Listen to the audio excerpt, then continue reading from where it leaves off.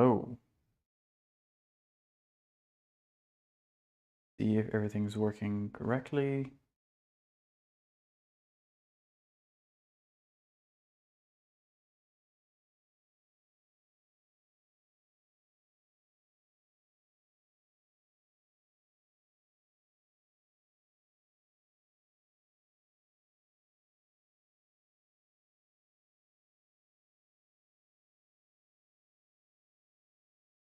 Okay. Get the sound also working better.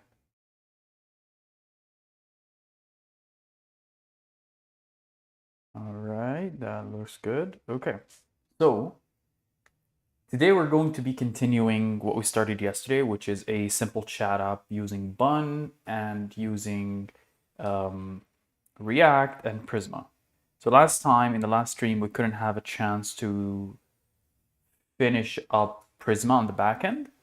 And we have a pretty janky looking UI right now. So if you just want to follow what we did last stream, you can find it on my channel. So right now what we did is we just go in here, you put in a username, you put, let's say, user1, and it's just gonna get you into the chat, and then you can send, hi, this is user1. And of course, we're not running the backend, so we should run the backend. Bun run div, I think. Oops, sorry, let's switch back to the backend.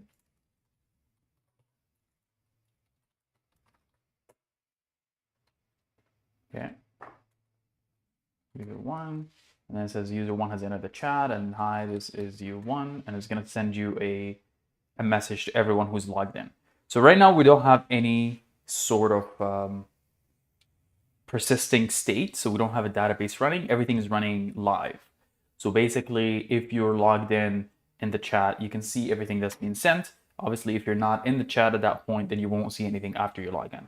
Okay, so hopefully today what we want to do is we want to set up a database and we want to set up Prisma, and then we can start persisting this, these chat messages. Okay, so before we get there, let's get this UI better looking, because I know it's not as motivating right now to do this without a nice UI, and usually people lose interest when you don't have a nice UI looking. So we can start by doing that actually because we have Tailwind set up. So last time that we did this, we set up Tailwind and everything for us, which is a lot, it's gonna help us a lot doing this UI right now. Okay, so let's review a few things that I did since the last stream. So basically one thing that we did change is the WebSocket logic, okay? So before in the last stream, we were trying to do a pub sub, so subscribing and publish model. So every time someone subscribes to the chat, basically we can just publish and everyone in the chat would get the message. However, there's a problem. For some reason, it wasn't publishing correctly. So one workaround we have is the server.push. So before we were doing this, which is WS, which is the WebSocket.publish, and then we put the general chat and we put the payload, whatever that payload is. And for some reason that's not working. It could be something that I'm not doing correctly. I'm not sure what it is, but you can do server.publish and it's going to publish the same general chat, okay? The difference between them, in theory, if it was working, is that WebSocket.publish would technically publish to everyone in that chat, in the general chat, for example, but it would not publish to itself, right? So the WebSocket would publish to everyone except itself. Server.publish would basically publish to everyone regardless, right? So you're saying that the server is going to publish to the general chat, whatever it is going to publish. Okay, so we're going to use that anyway because it works in our advantage. Basically, when we send a chat anyway, even if I'm the user who's sending the chat, I think this is nicer because you can actually get it back from the server and you don't have to do a custom logic for the user who's sending versus the user who's receiving, right? Everyone would receive the same message even if you're the one who sent it, and it would be a confirmation. Okay, so the second thing that we did is this payload. So actually we did that, I just cleaned it up a little bit. So basically what we're doing is we're doing this JSON.stringify, and then we're putting that payload, which is the message, and then if it is automated or not. The difference is that if it's automated, it would be kind of highlighted in a different color so that we know this is not a user who's writing this. Okay. That's basically what we did on the back end. And then on the front end, I also did a little bit of a cleanup. So basically we had everything in one code base and one page. So what I did is I separated the webhook logic into a separate basically hook. Sorry, the WebSocket logic moved into a separate hook, and we called it use WebSocket. Okay, so if we look inside of this use WebSocket, we're gonna find this very simple use effect. Okay, so the logic here, why I separated it into a hook, is because we can use it on different pages, right? In the future, let's say that we are moving from one page to another or something like that. I don't want to keep rewriting the same logic. So this is a good way in React to move or separate your logic so you can reuse it. And I like the way hooks work usually. It's very nice and very convenient. So if you see use WebSocket, there's a reference for a WebSocket. Obviously, it's empty in the beginning or null. So what we're doing is as soon as you instantiate this webhook, this hook, basically you're going to have a new webhook instantiated, and then you have to pass in a username into this hook, right? If there's no username, then it won't instantiate a new WebSocket. And every time we do a cleanup, which is basically we're closing this WebSocket. Okay, we're always returning the WebSocket itself, and then also the messages. We're storing the same message into the state, and which I think is a lot cleaner this way. We could potentially move this messages into a separate thing, but we'll see how that works. Okay, so basically if we look at the index page now, so as soon as you log in, you're gonna find this use WebSocket, and then we're gonna pass it a username. Now username could be string or undefined, right? Because in the beginning, you might not have a username. So if there is no username, it's still gonna run the hook, but nothing's gonna happen inside because of the use effect inside. There's gonna be an empty username. However, as soon as we set a username, then it's automatically going to pass in that username, and therefore it's going to create the WebSocket, and it's gonna start storing the messages against that WebSocket. Okay, that's where we have handle start chat, right? So as soon as we start the chat by putting in a username, then we're gonna put that as a username, and then it's going to instantiate this again. Okay, if that doesn't make sense, hopefully it will make sense as we're creating more pages, because then I think it will help you understand what I'm trying to do here. I also published everything on GitHub, so you can find it in the description of the video. You can follow along. Every section we're gonna be publishing whatever we're changing, so that you can keep tracking of what we're doing.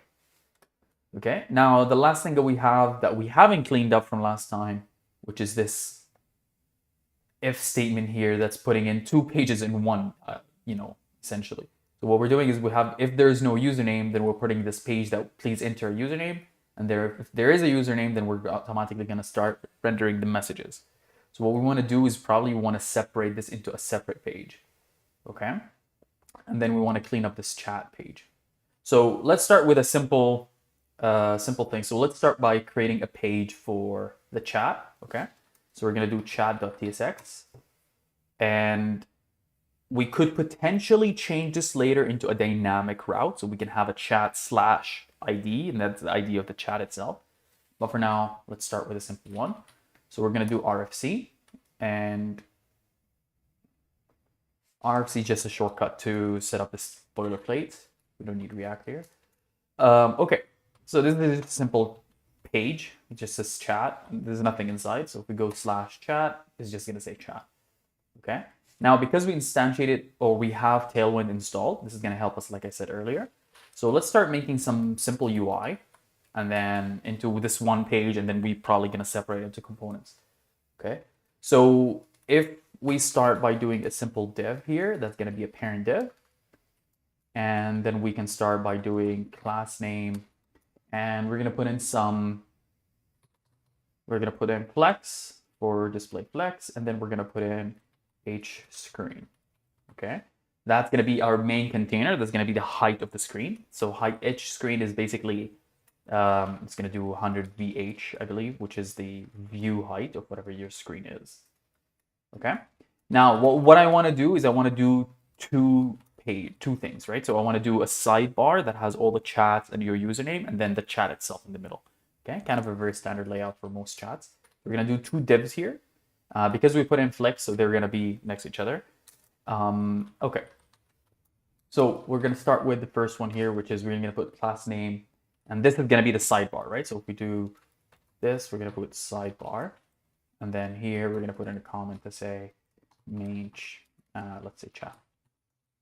Okay, so in this sidebar, what we're gonna do is let's put in flex as well, and then it's gonna be a flex column. So we're gonna make sure that it's gonna go on top of each other, and then put item center to align everything in the center and justify center.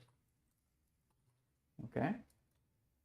I think that should be good enough. We can put in H12 and W full. That's basically putting the full width to span the full width of this thing. Actually, no, sorry. We don't want to do that yet. Let's do flex column, and then we'll put py of 8, pr of 2, width 64. So if we do width 64, we're going to specify the width instead of spanning the whole thing, right? So that was the mistake I made. And flex shrink 0. We don't want it to shrink. Okay. Let's see how that looks like. So obviously nothing's showing up right now because everything's in the same background, right? So if we want to make it a little bit cleaner, what we can do is we can do a separate, I'll show you. Basically, I'm trying to color the other page. So I'm going to do flex column, flex auto.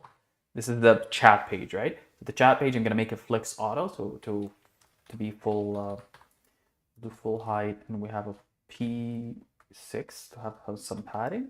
Now we're going to add in some background of gray. Okay. So this way we can see what is going on. So you can see here, I don't know if you can see it on the stream, but we should have different colors. Okay, so I can show you what we're trying to do. Okay, let's go back to the sidebar. So on the sidebar itself, what we're gonna do is basically we're gonna add two things. We're gonna add a title, actually three things. We're gonna add a title, and then your username, and then maybe a list of chats. Okay, so in the title section, let's do this. Go to the title. So I'm just adding these comments so you can see what I'm trying to do. We're gonna add a div for it. Okay. So in this title, we're going to do class name.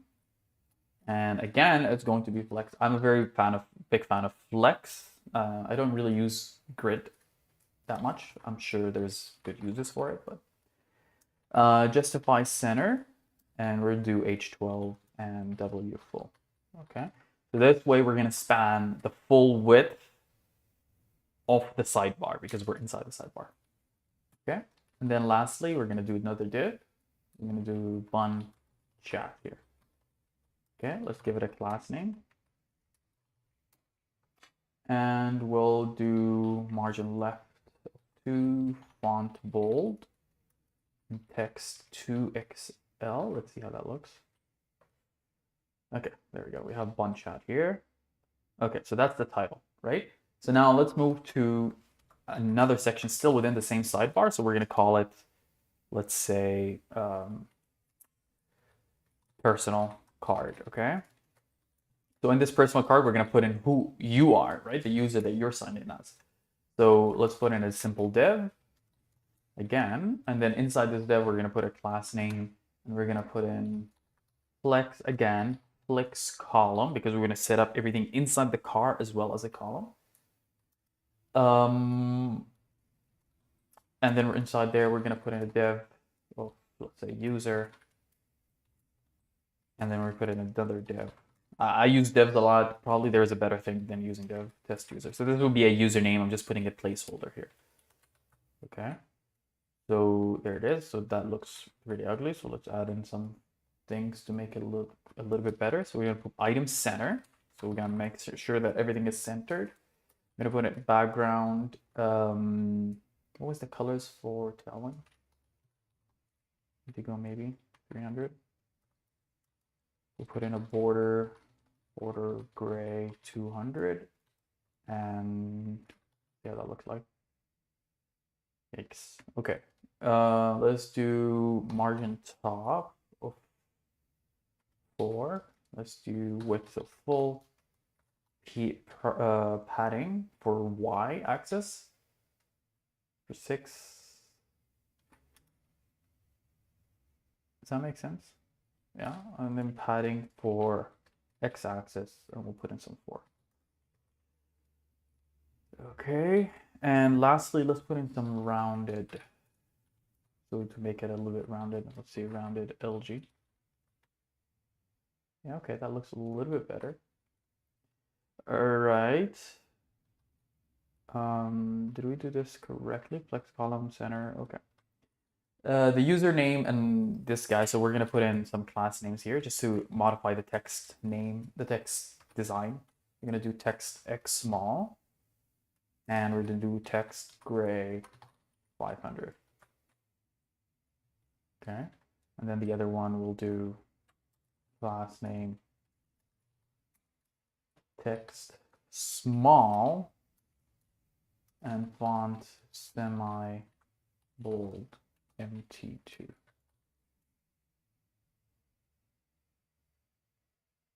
Yeah, okay. Not the best design, but okay.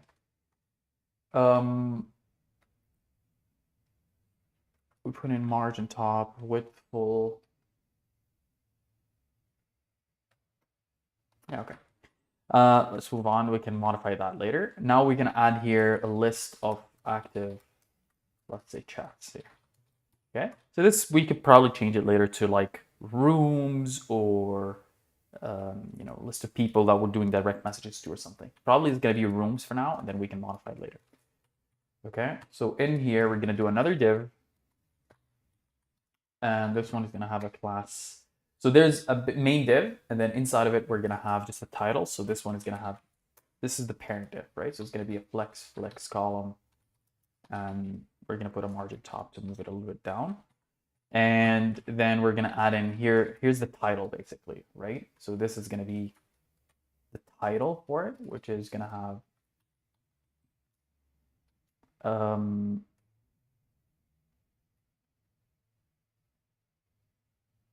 let's see, chats maybe.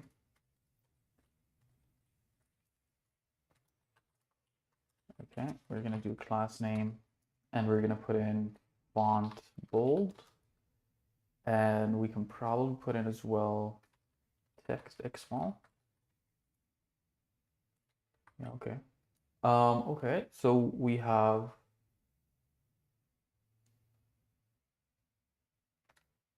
chats, okay, this is the title. And then we can put in a different div here. And this was gonna be the list of actual chats, right? So we're gonna put in some placeholders for now, and then hopefully we can change it later. So this one here, we're gonna say class name, and we're gonna put in flex as well, flex column, margin top to move it a little bit down. And then we're gonna put in a button, right? So a button for each chat, and this button is basically going to move us around the page, okay? So each button is gonna have a class name. Again, it's gonna be flex row, because we're gonna make sure it's a row this time. We don't even need to define flex row, I believe, because it's going to automatically be a row. Flex by design is going to automatically be a row. Item center, justify between. Justify between is going to make sure everything is justified between, and we're going to put in text X small. Okay, justify between is going to separate every element into the whole space. Okay, within the whole space, basically. Okay. Let's see here.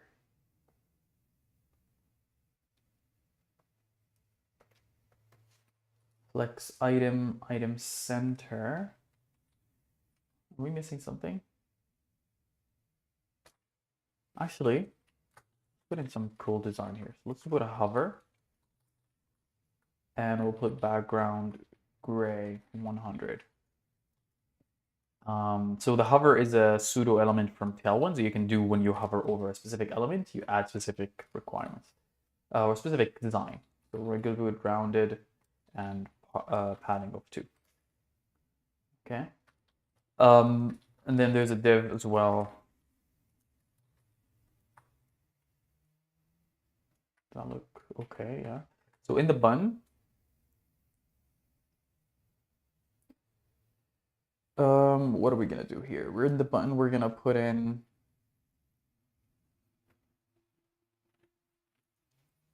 the name, right? The name of the person, let's say.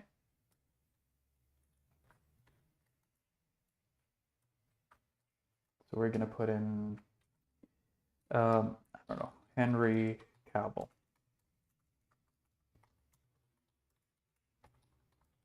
Okay, that's basically just the name of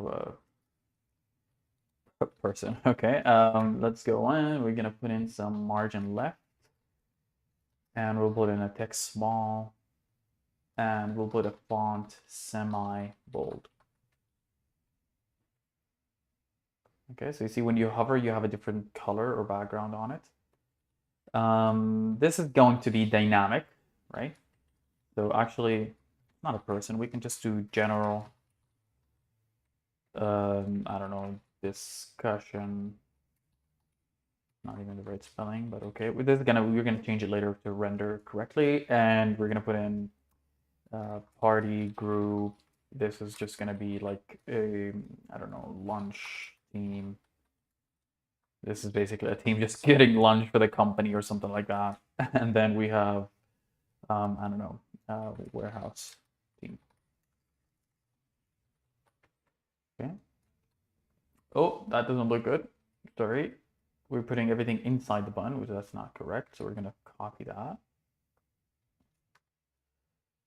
Basically what we want to do is a button for each one. So what we're gonna do is check this out. So we're gonna do, we have 1, 2, 3, 4. So we're gonna do 1, 2, 3, 4. And then check this out. We're gonna do the magic cursor.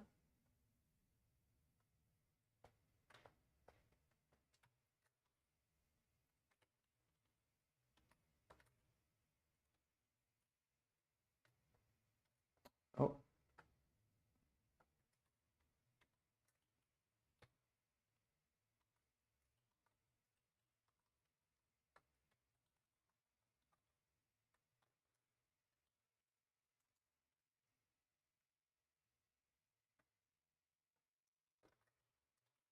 In party lunch, yeah, whatever. Okay, just one word.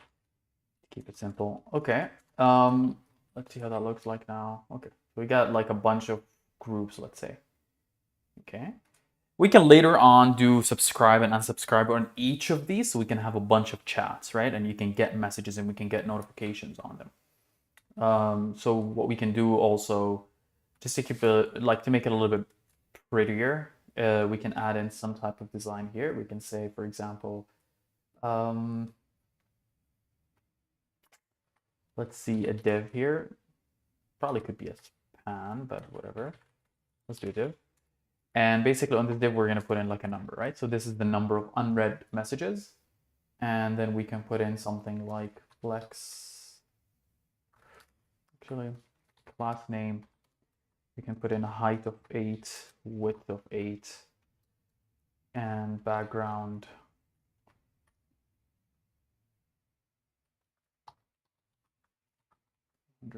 Rounded full. Okay. Whoa, that's huge. Okay. Let's make it a little bit smaller. And we're going to put in something like this. Too small. Text X small. I'll put in 4 here, 4 here. And this is going to be items. So this is flex item center. Justify between.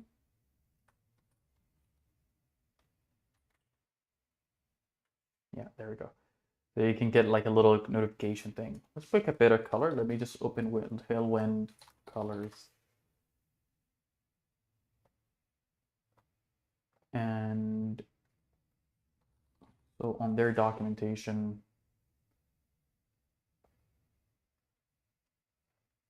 Let me actually open it up here so you can see what I'm doing. Tailwind colors. This way you can see what we're trying to accomplish here. So if you look at Tailwind colors, you're gonna find customizing colors. There we go. So you got like a bunch of things. Let's pick up something like red here. Okay. So this is called red 500. So what we're gonna do is we're gonna go to background red 500. Whoa, that's okay. Let's do 300 instead. Okay, that's a lot better. Okay, so we can do something like this, and I'm just gonna copy this again. 1, 2, 3, 4, and then we're gonna copy discussion, party, lunch, warehouse. Right now, I'm just copying and pasting this multiple times, even though that's not a good idea. It's just because we're just rendering to see how this is gonna look like, okay?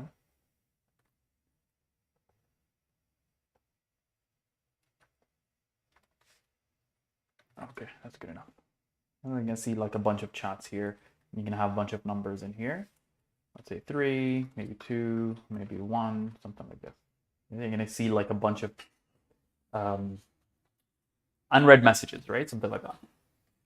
Okay, so now that we did this simple sidebar, let's jump into the main chat itself, right? So we're gonna go on this right-hand side, and we're going to basically implement something in here, okay? So let's see, what can we do? So on this sidebar, we're gonna make a simple flex here. We're gonna put in H. Yeah, we already put in the background for us. That's good. Now what we can do is we can probably set up the rest of the stuff here. So let's set up div. So each chat is gonna be either from you or from other people. So we're gonna separate it into right and left hand side. Okay. What can we do here? We can probably set up something like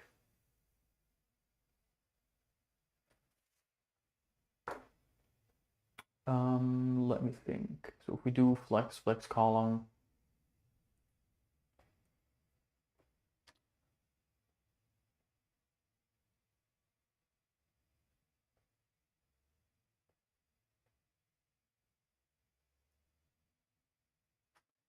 maybe we can use grid potentially.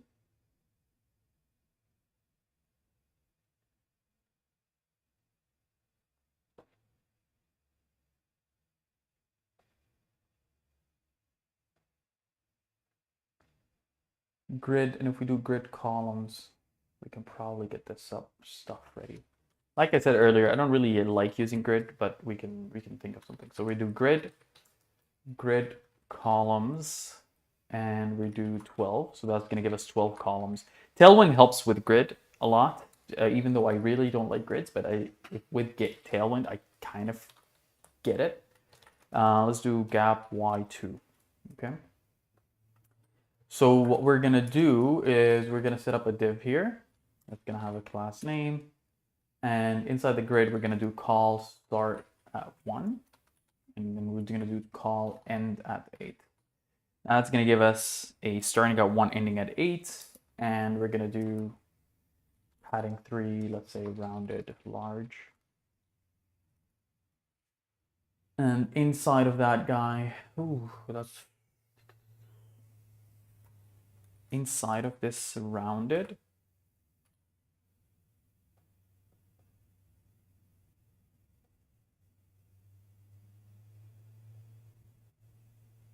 actually we can probably make, so this is a column, and then inside this column itself is flex, right? And then we can do flex row and item center. Okay, so the grid is the parent, and then inside of it has element, and each element is going to have its own flex, right? And then you can actually set up your own design. So here, what we can do is for each chat, we're going to have a simple div with some symbol. Let's say the initial of the user. We can change it later. Okay, let's do something like that, like a user initial. And it's going to be class name flex item center. Yeah, so we're gonna have a initial, and then we're gonna have a div that has the message itself, right? So hello and welcome to the chat. Okay, this is a component that we can separate later, and then we can start doing it like dynamically. Okay, so flex item center, and then we're gonna have justify center h100. Sorry, h10. Why am I doing 100 and width 10?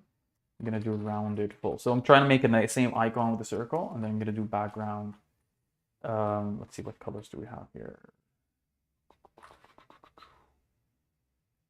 Teal 500. I like that. Background teal 500, and we'll do flex shrink 0. We don't want it to shrink. I'm gonna put in something there. Now the message itself, we're gonna put in a class name as well for the message. And we're going to put it as margin left of 3.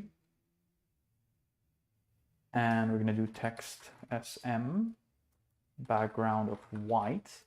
But we want to make sure that it's rounded, right? So it's going to look like a message bubble, rounded XL. Let's do a PY of 2 and PX of 4. So let's see how that looks like. Ooh, okay, there we go. You get something, then this looks pretty ugly here. Probably we did not center that correctly. So let's see here. We have is flex. Oh, flex. Oh, sorry. I set up this wrong. Okay. There we go. So this is going to be just a user message, right? And hey, how are you? Something like that. Now, the opposite, let's say this is what we're getting. And then if we're sending something, we want it to appear on the right. Okay. So what we can do, it's basically going to be the same idea, right? Where is it here? Welcome to the chat, blah, blah, blah. So this is div, right? We're going to call it receipt of message. Let's just call it receipt, whatever. And then we're going to make another one here where we're going to call it send, which is almost the same thing. So we're going to copy this the same, but the difference is we're going to, because it's divided into 12 columns. So we're going to start at 6, and then we're going to end at 13. Okay, that doesn't look right. Let's see what we're missing. Start at 6, end at 13. And then it's going to also be flex row. Oh, we can do reverse here. So when you do flex row reverse, it's going to make this appear on the right and this appear on the left, right? But it's the same code structure as the first one. Okay. But notice that here we had some good margins, here we don't. So we can probably add in some margin on the right-hand side this time. So we see here rounded, blah, blah, blah. And then you can see here margin left of 3. This can be margin right of 3. And that looks a lot better. Okay. Let's make it a little bit better so we don't have to do this margin left, margin right. So we can just do margin X, so that both of them have the same exact code base. The difference is just where it starts, where it finishes, and the flex row or column. Okay, so now we can get like a bunch of messages, and then we can send a bunch of messages, and it would show up here who's the sender and who's the receiver. Okay, that pretty much sums it up. Now the last thing we want to do is probably add a place where we can write in a message, right? So the input itself. So what we can do is, let's see here. We can add in a separate thing. So this is the grid, right? This is the grid where the messages are. We can add in a separate section here where we can call it input form. Okay, now this, we can make it look a little bit pretty. We can add in a div. Now this div is going to be a parent div. So it's going to have a class name of flex row. Actually, we don't need flex row because flex by itself is a row by default. Item center, to make everything center, we're going to put a height of 16, rounded XL. and background of white. Okay. And we'll do padding on the XY side by 4. Okay, so that's over here. We can probably fix it to push it down to the bottom later on. Okay. Now inside of this guy, we're gonna do another container. And this container is gonna have the input itself, right? So we're gonna do div. This is the input itself, and we're gonna put in an input here. Okay. So the input, we can put in a class name.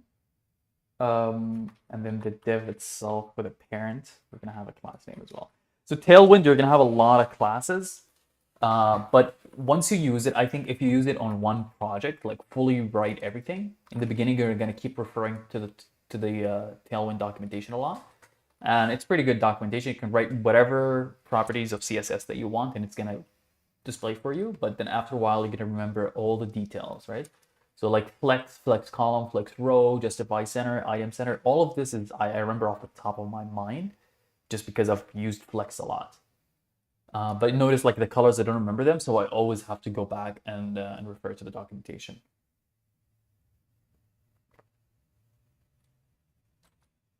Okay, let's put in some input. The input, we're always gonna have to provide a type, so we're gonna put a text, I'm gonna put a name, message, and yeah, we can modify the input later. Let's just do the design. So we're gonna do flex width. So we want it to span the whole thing, and then we're gonna add in a border to it, right? So we're gonna do a border rounded XL. So notice how we did rounded a million times. Like if you did this, you would remember rounded to add a border like radius. Okay, we're gonna put in. Should we put in rounded XL? Yeah. So there's another pseudo element for.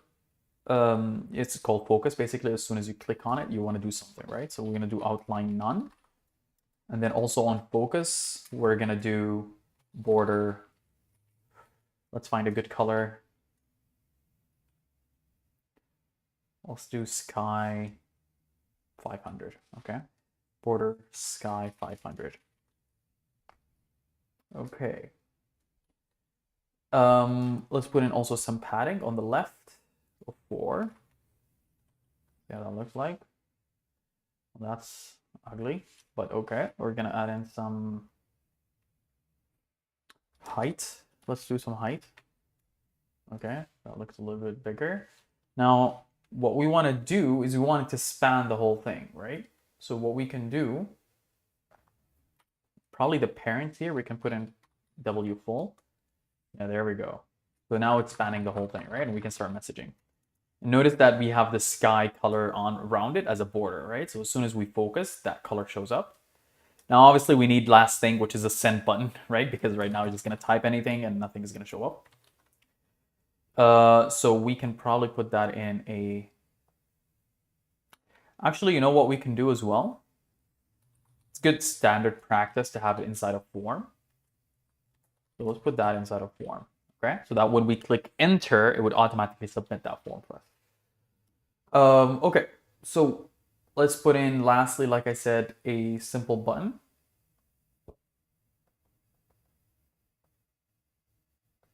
So let's do a button. And the button is going to be, we're going to call it send, something like that. And we'll do class name on the button. We'll do margin left for 4. So we're going to add some margin between the button and the input itself, right? Because the input is in a different container. And then we're going to do,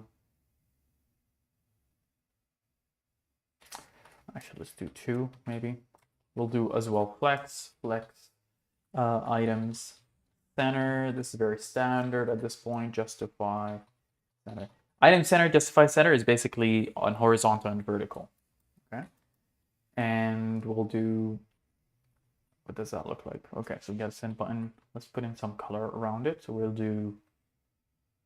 do blue 300. I like that. So we'll do background blue 300.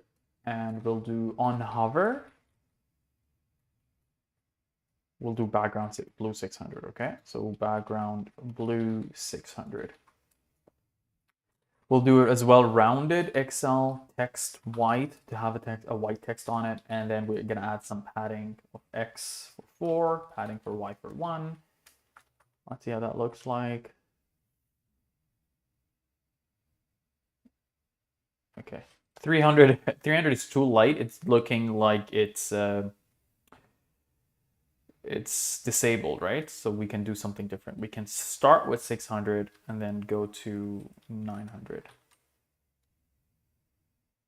Okay, that makes it a little bit better. If it's disabled, then it looks like a 300, right? Okay, that pretty much sums it up. Now let's make sure that this is pushed to the bottom. So let's take a look here. So we have height screen for the main container. And we have 2 things in there. Let's make sure that we got everything correctly. There's something I'm missing here that's not pushing this to the bottom. Let's see. So you see we have a full screen, and then we have a sidebar, and then we have this guy, which is a H full, which is a height of 100. Okay. Now, what we need to do, let's do some experimentation here. Height 100 VH. Nope. Oh, sorry. This is not a height issue. The problem here is the flex. It's doing this. So here. So what we have is this guy is doing flex column. But what we want to do is we want to do justify. Actually, I don't want to justify between. We can probably take this form and do self. Is there a way to do that?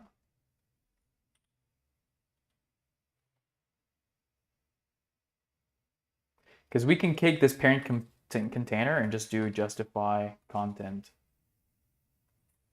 between, right? And this is going to basically save us, probably.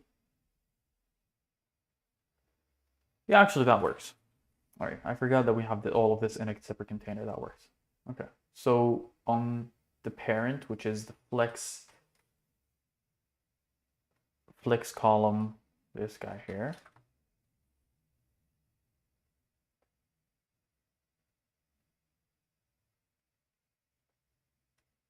Justify content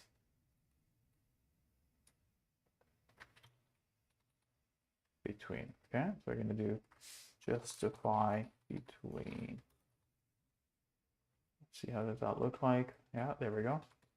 So if you're ever not sure about how to use CSS, you can just go in here, experiment a little bit with it, and then whatever that, you can just move it into your code base. Okay, whatever the result is. Okay, so let me just make sure that we got everything here. Let me.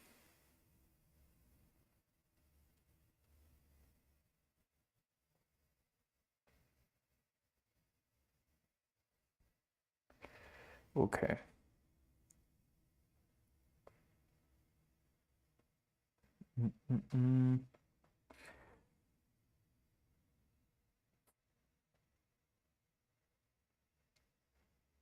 Okay, that looks good. I think that's a good start. So we got all the chat elements in here. We got our messages versus people's messages. We can do stuff here, and then we can send them, which are basically going to send that message for us. All right, so what we can do now is hook all of this up into our logic. And before we even go there, we can probably install or get our database running in the backend. Okay.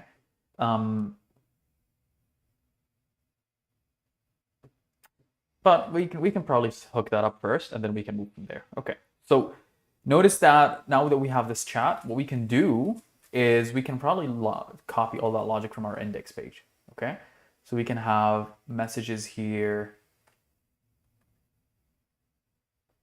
let's say this guy. So this WebSocket is going to have everything for us. So we're going to use WebSocket and const. It's going to return to us a WebSocket and messages. Okay. All right. Then we can probably have, let's say, a username in there. So the username right now is just being stored in this ugly fashion, but we can probably persist this in a context around the whole thing. Okay, we can do that using the authentication when we're doing the authentication. Okay, let's do this. Handle on submit, which is basically going to send our message. So I'm just copying that from our previous example, which is going to be handle on submit, which is going to be around that form that we did here. So on submit, we're going to do handle on submit. Okay. And then lastly, we have to store the message itself that is being stored, right? Right. And you know what would be even easier is if we don't even do that, right? We can actually do this. Instead of having to store the message, have a controlled component, we can have it even easier, kind of more concise, I think. I'm going to say if there's no WebSocket, then return. So we're going to do element. So basically what we're doing is instead of storing this messages for us and setting and getting that message, what we're doing is we have an input, and that input has a name of message, right? So what we're doing is we're saying handle on submit. When we're submitting the form, we automatically get this event, okay? So we're saying that get the elements and then get the message from here. So the message input is basically elements.getMessage. And then to say, we don't need this actually. So we're going to say WS, which is the WebSocket.send message input. Okay. So if we even want to make sure that this is correct, we can do a console.log message input. And we do blah, blah, blah, enter.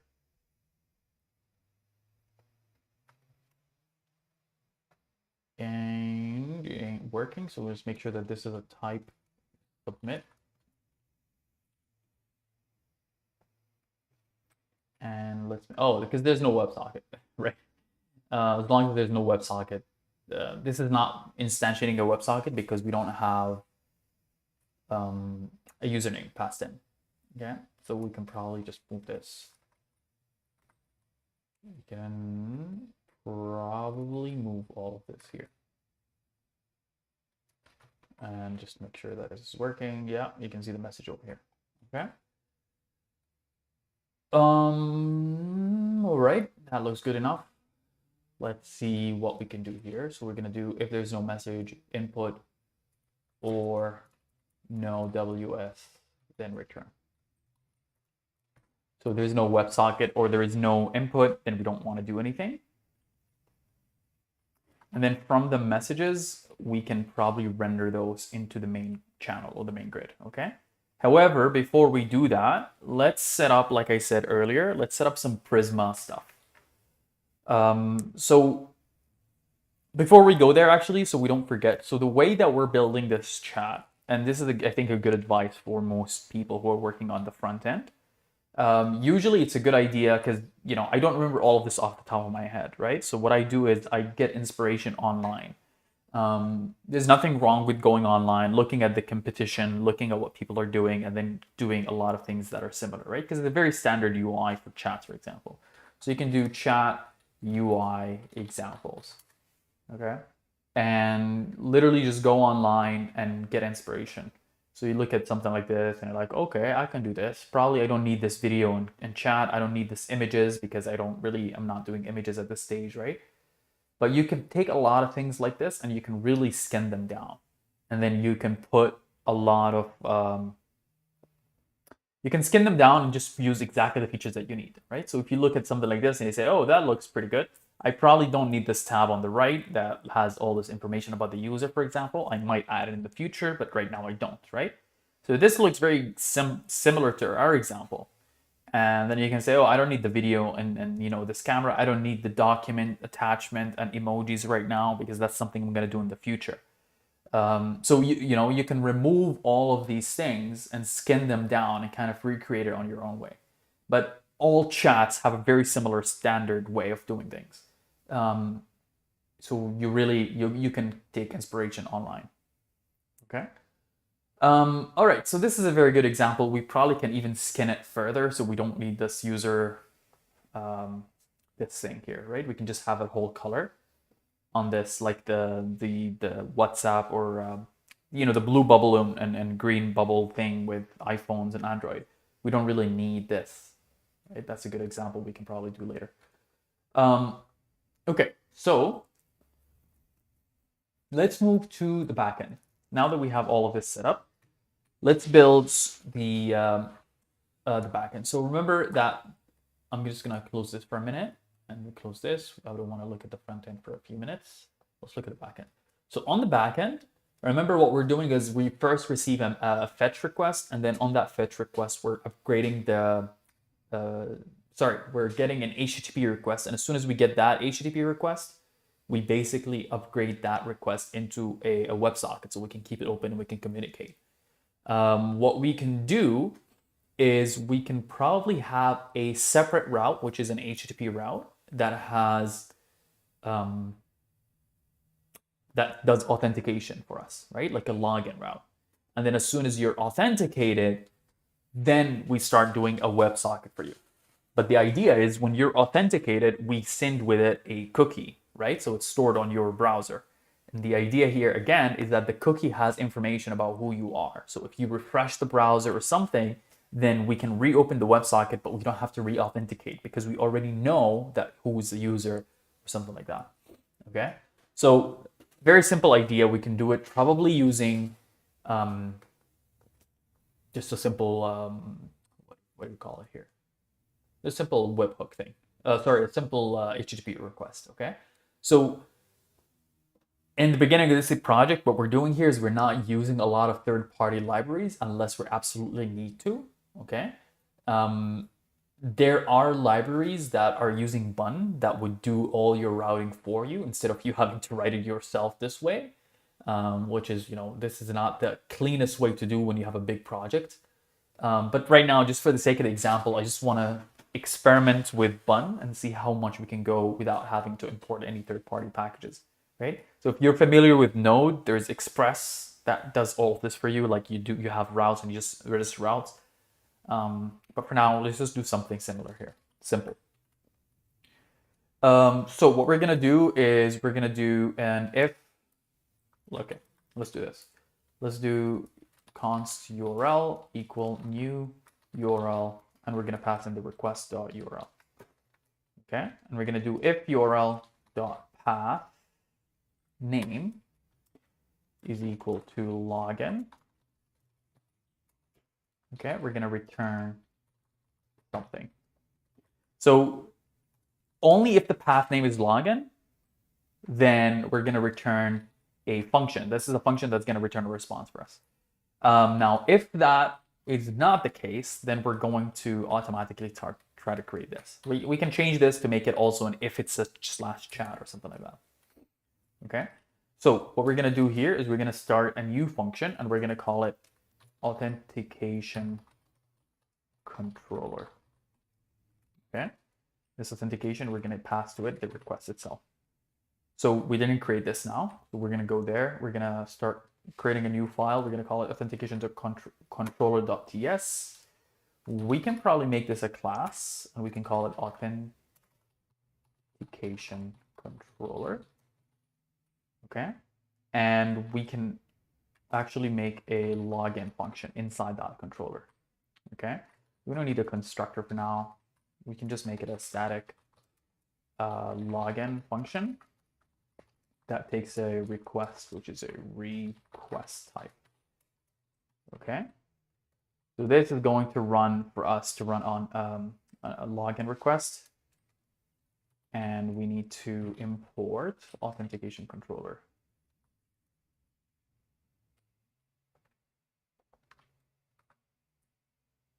Did we name this correctly? Yeah. Yeah. Oh.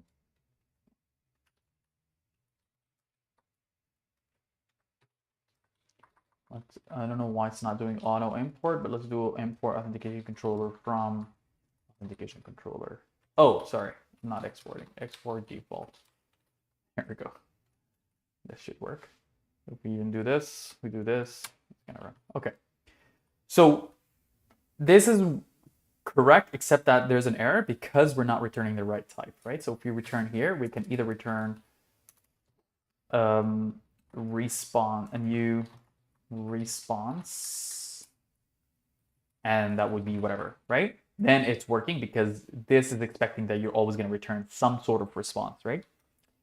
So when we're passing in on authentication controller a request, then we also want to make sure that the request and request dot method equal to post. Okay. This is very standard HTTP logic.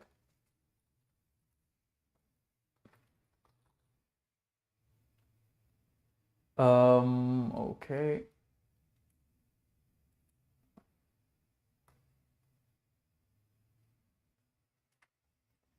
Okay, that looks good. So what we're doing is when we get a post request and it's to /login, then we're gonna do this, okay? And then what we're gonna do is when we are getting a, let's see here, network, we'll put in, yeah, we'll upgrade this other logic later on, okay? So what we're gonna do is when we are getting this login request, we're gonna say request.body and const body equal to this, okay? Sorry, this body is basically going to give us some type of body that we're going to get with our request, which is going to have the username and password, and hopefully then we can modify and validate if that password is correct or not, okay?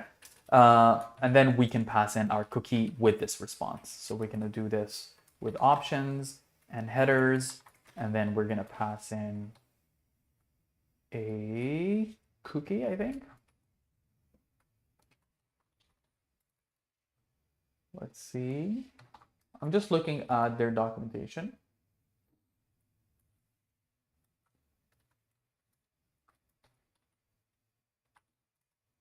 Yeah, that's good. Yeah, so we can do a set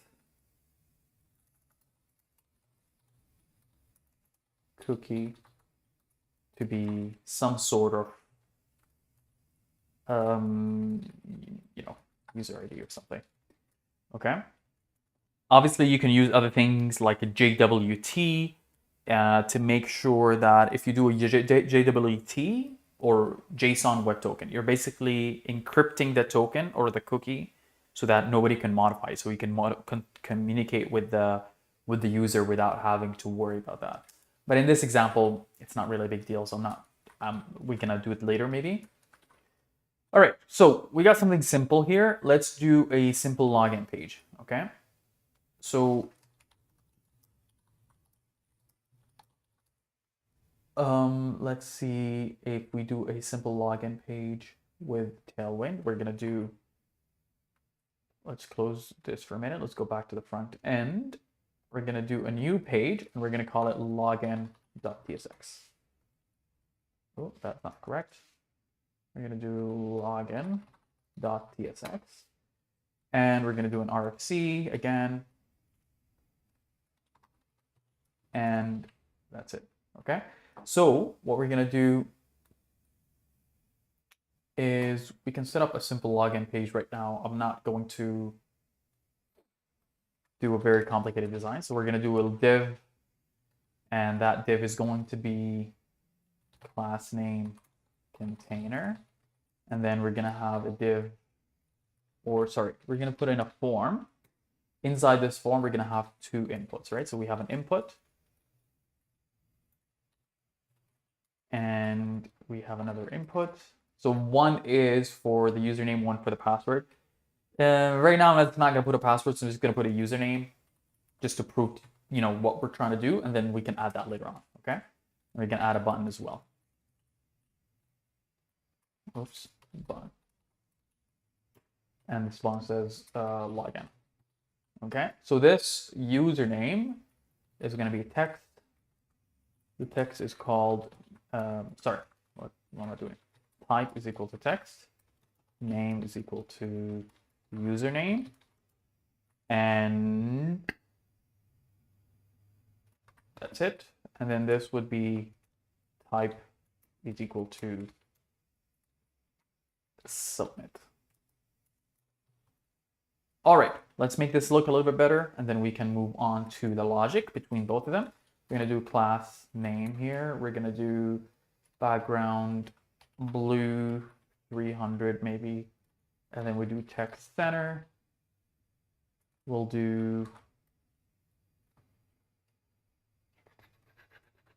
what does that look like? Let's go here. Let's go to /login. Ooh, oh, that's ugly. Okay. The container is here. We're going to have the form, which has a background blue 300, text center. We'll do width of 1/3, px of 3, py of 4 for paddings. And then we'll do text white and mx auto. So mx is just gonna the cheap way of centering stuff, and we're do rounded. Okay, that looks all right. Let's make it a little bit darker. Maybe that's why. Let's do 800. That's ugly, but okay.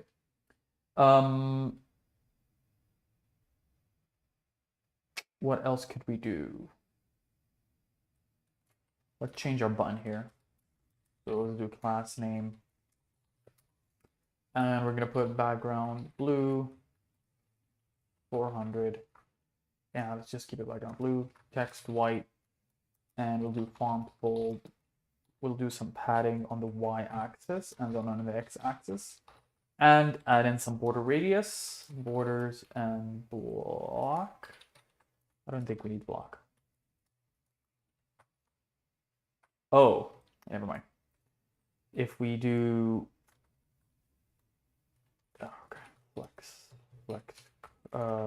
column, justify center, items center.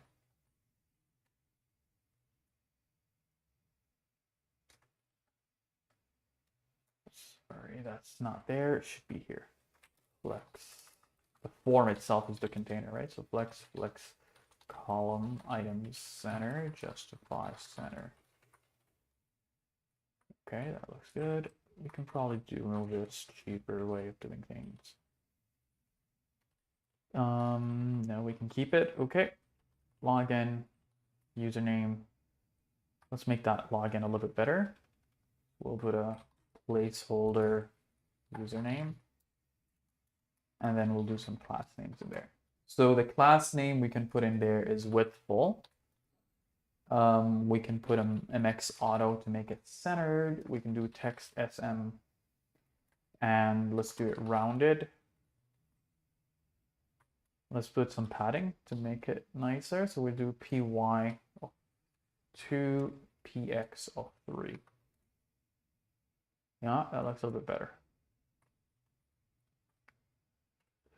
Okay, so this is the flex column thing. We can put a gap of 3. Yeah, so basically it's this little gap here in between these two. Let's see if we need anything else. This is a very ugly design, but we can start with something and then we can modify it later. We can probably move this color. Let's see. We can make it actually. Let's see here. And 100, maybe that color. Oh, that's ugly. Okay, let's do this. Yeah, let's keep it like this, whatever. We'll modify this later and clean it up a little bit more. Okay. So basically what this is going to do is you put in a username,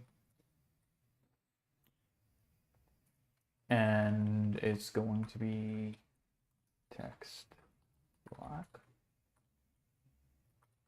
Okay, so we're going to put in a username, and then when you log in, it's going to send a fetch request to the backend, and then the backend is going to respond with a cookie, right? The cookie is going to be set up on your browser. Then we're going to redirect you to the chat page. Now, if you don't have a cookie on your page on the chat, then we would basically kick you out. Okay, so this is not a secure authentication. We could probably use, there's libraries that do authentication for us and everything, but for now,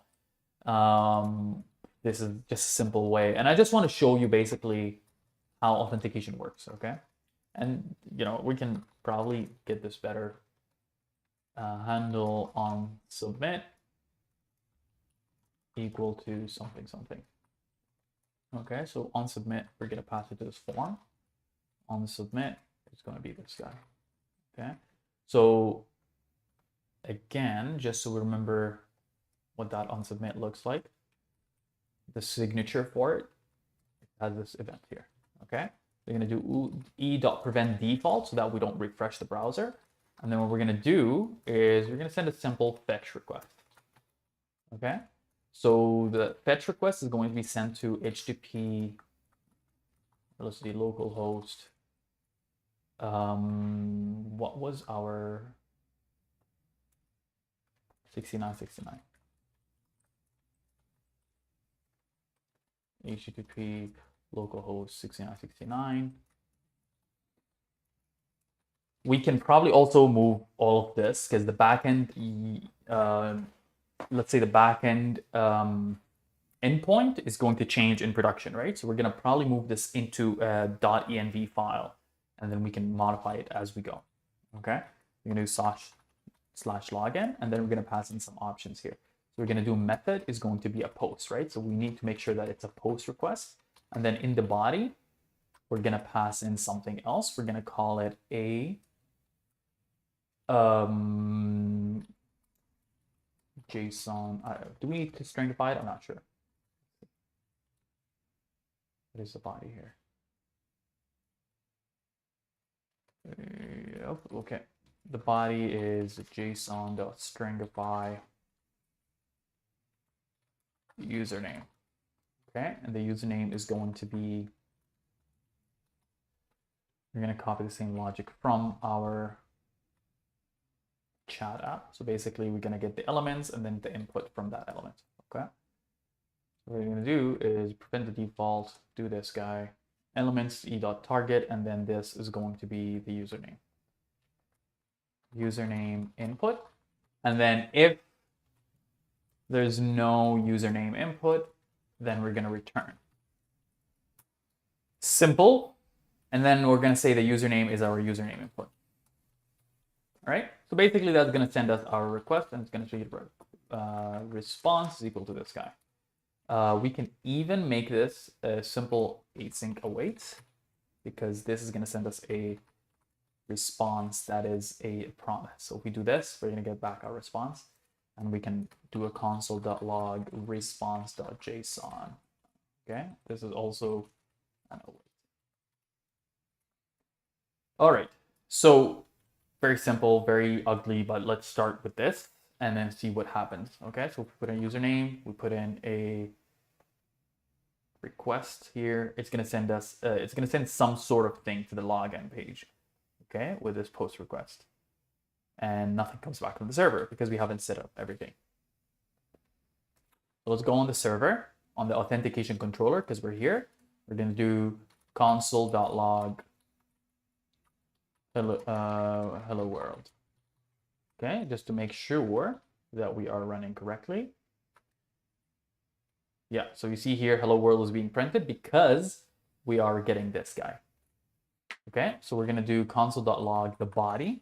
Let's see what the body has for us in the backend. So on the backend, we get a bunch of things here. That's, by the way, if I'm too zoomed in, let me, or too zoomed out, you can't see what this says, let me know. I can zoom in further. Okay, so This is sending us a lot of things here. So we can do request dot.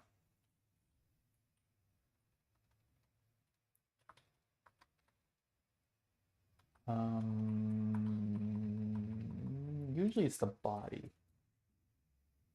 Let's see, what does that give us? Readable stream.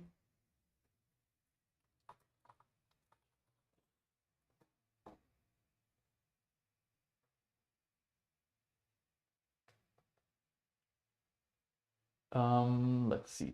It's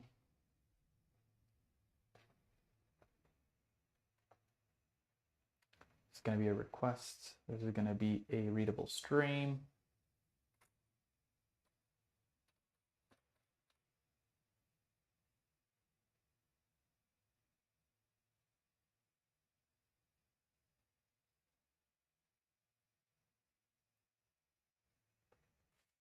Can we do JSON here? Static async await JSON and const body equal JSON dots. What does that give us?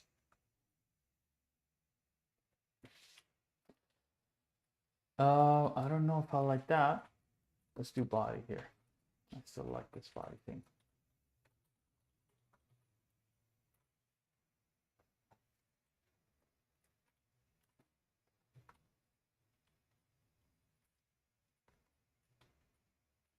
So when we're sending this, it's sending us a bunch of things. Let's see if there's a clean way of getting this guy reading the body.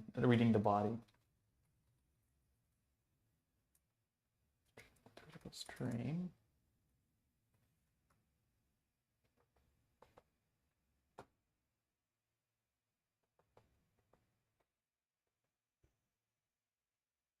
So this is a stream, right? We don't do await with that. We can probably read that stream in a better way. Dot get reader. And let's see, what does that give us? I'm not really good with streams, but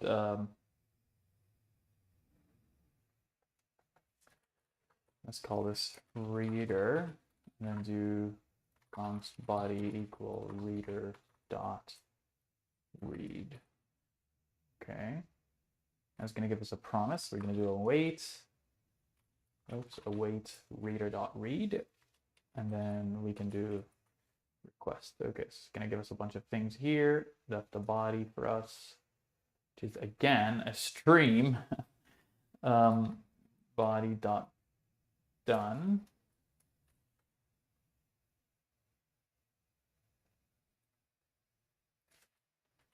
If body dot done,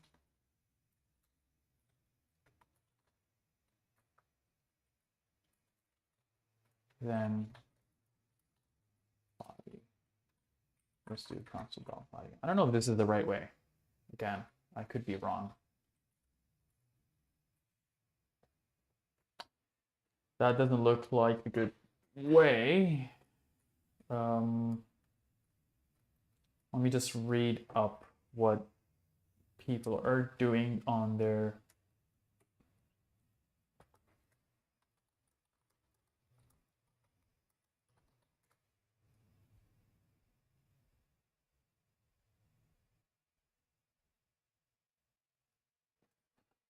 these are some of the issues that you get when you're not using some of the libraries that are already built, because that basically solves all these issues for you, because people that are way smarter than me can probably fix this. Okay, so let's do something here that I forgot to do. Let's do headers, and then we'll do content type application/JSON, I believe. What was the application type for JSON?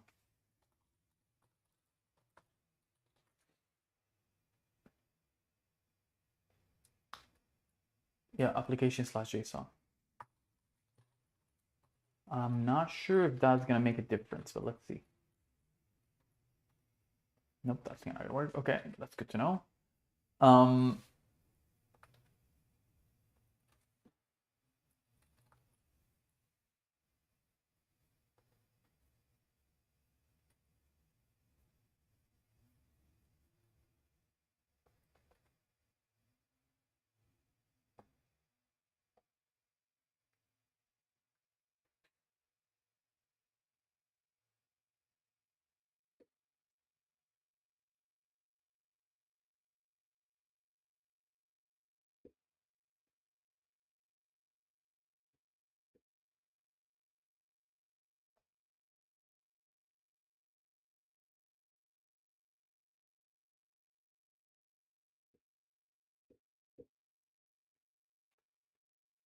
all right, let's get this cleaned up a little bit. We can probably run a middleware at some point later on to do all of this for us.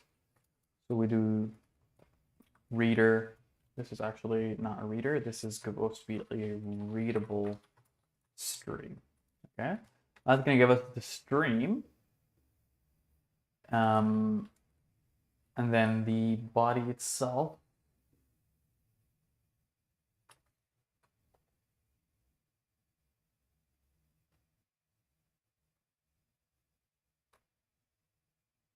The stream is useful if you have like large files. Let's say you're doing a file upload or something like that.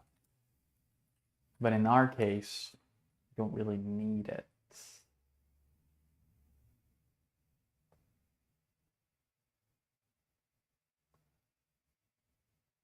Streaming out, consume the request body as a readable stream. Streaming out request bodies via fetch is not yet supported in Bun. Reading incoming HTTP reading on a readable stream in Bun.serve is supported of Bun version 0.2. That's good.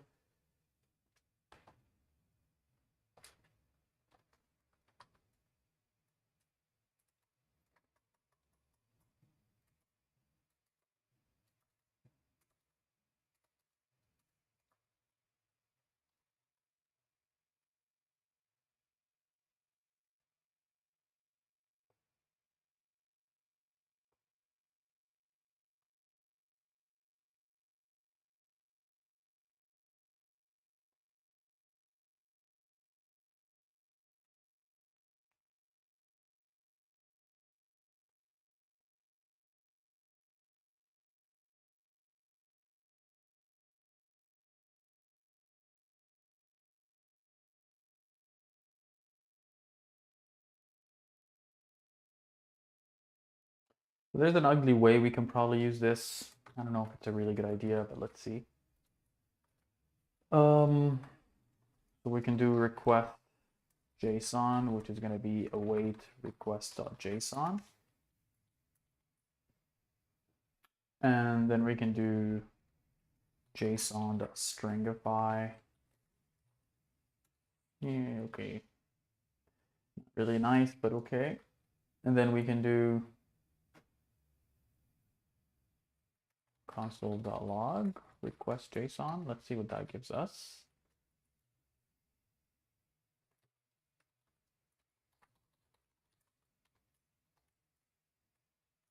In request here.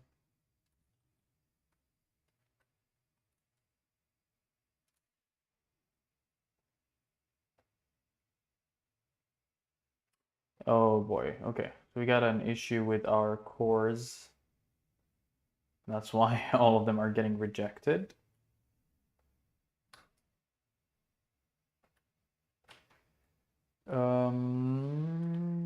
Always cores, man. Cores are always an issue. So what we can do is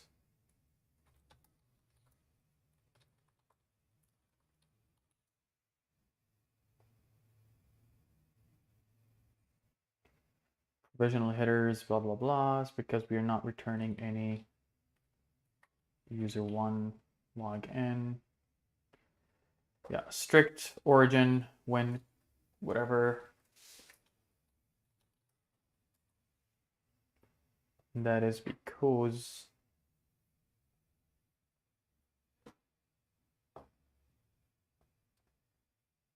basically we have to set that up on our Bun server.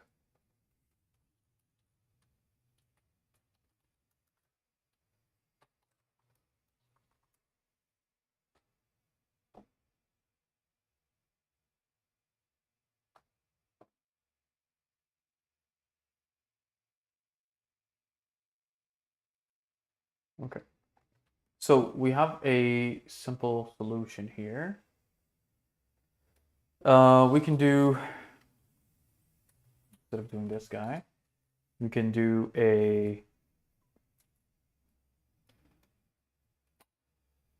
this is a new response, and then we can set up our access control allow origin to be star. So basically this is going to run everything. Okay, and then we can also do access control allow methods, and we can do get post delete options.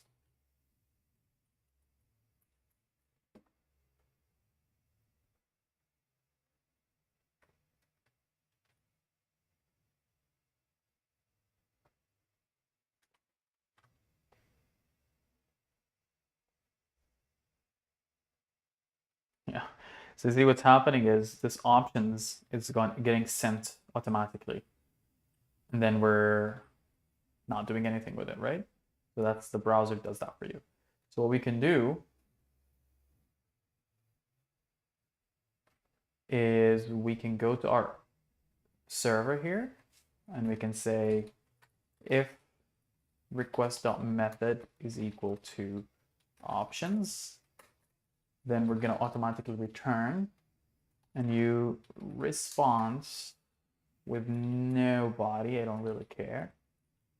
Undefined, or whatever, empty body like that. And we're going to pass in our headers, right? So we're going to pass in the same headers we were doing there. Like this. Okay, so if we refresh our browser and we put in a user 1, first guy gets options and he gets back this allow control access. He gets all the access control, allow origin, whatever, which is good. And then this guy still gets the problem. This guy still doesn't have a login. Okay, when we're doing a login, strict origin. Oh my God, okay. This course thing is something that always happens when you're setting up a new project and then you fix it once and then you forget how it was fixed a long time ago. I always find myself going back and forth with it. But everything is fixable. We can always fix it.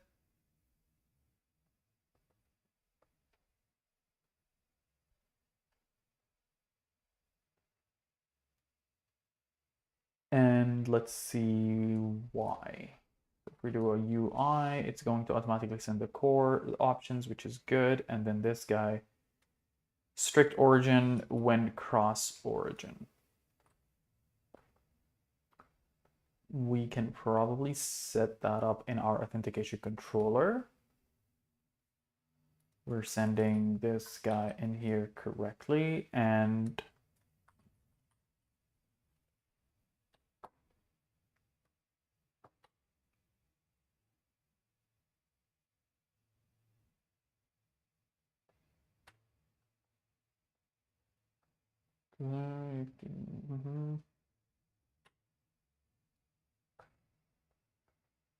access control allow origin. So which framework is best for React is for me. You're doing a job in Python, so which framework is best for React? Well, Python is very different than React. I don't know, you mean like a backend, right? And then you want to just know how to do React? Is that what you're saying? I'm guessing you're going to do something in Flask or something in Django in Python.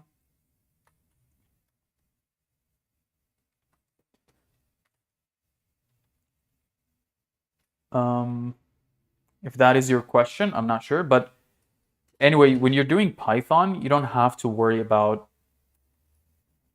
let's say when you're doing Python, you can just do the backend in Python, but the front end you can do in React. And then I would say, if you want to learn React, one of the best frameworks is going to be Next.js, right?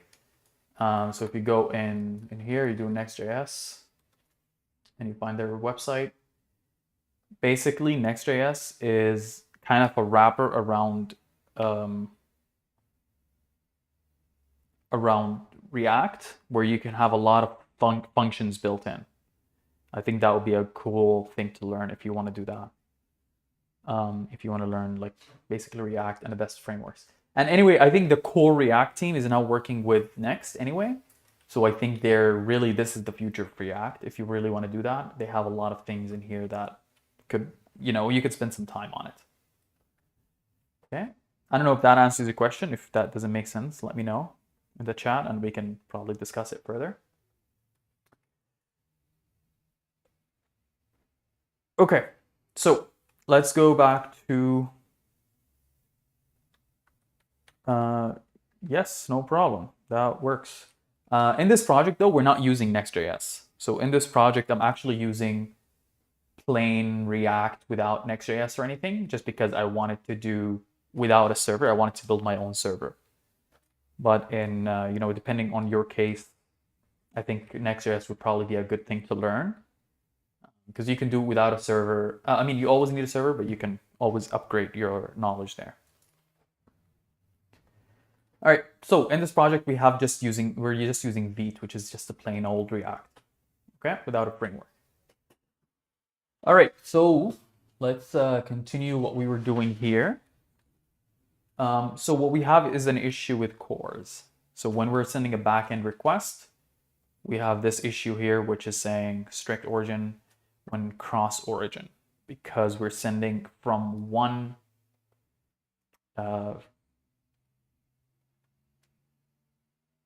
yeah, perfect. You start basic, exactly.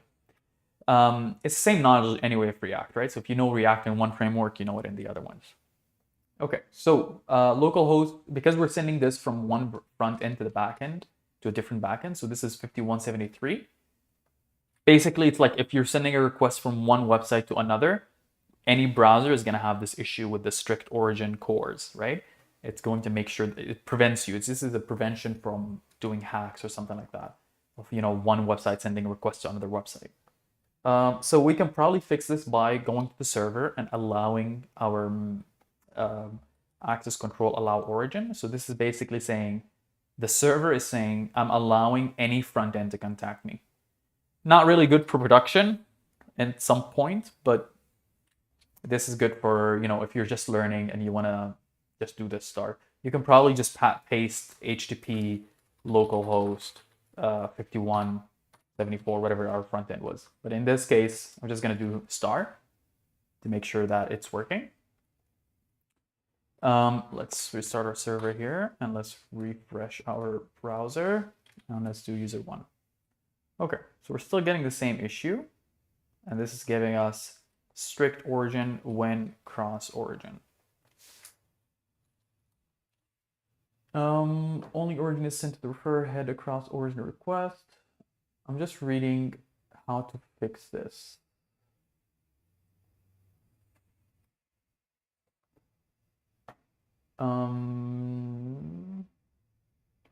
It's always a problem with all these sites.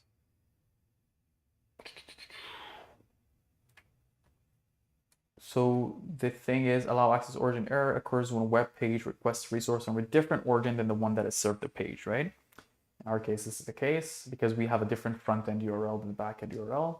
Pre-flight response is not successful. It is in our case. This is the pre-flight. It sends a first request before the other one. Credential issue, when you're using credential, the server needs to set access control allow credentials header to true. So we can also set that guy up. That could be our issue as well, right? So we can go into our pre-flight. We can set up our guy here to true. And we can set this guy up. Okay. Obviously this has to be true like this.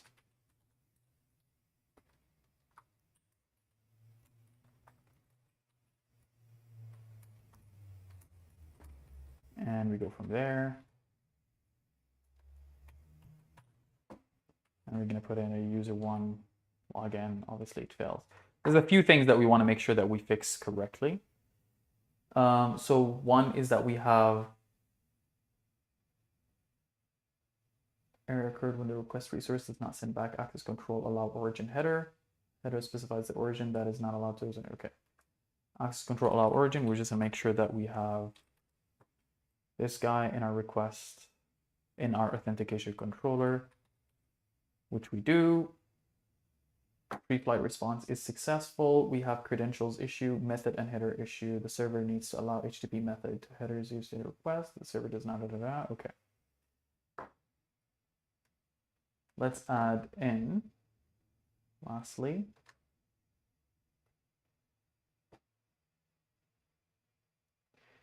I'm just checking, like I said, the server response, this header specifies the origin that it allowed.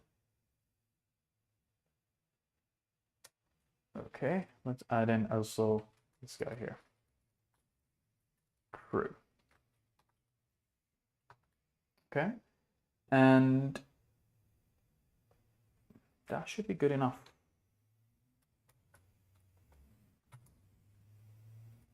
Still giving me this guy. That's weird. Okay, let's read what this guy is showing. Headers, payload, view source, we got everything correctly, URL encoded, view cookies. Are we sending any cookies? No, we're not sending any cookies, so we should be good.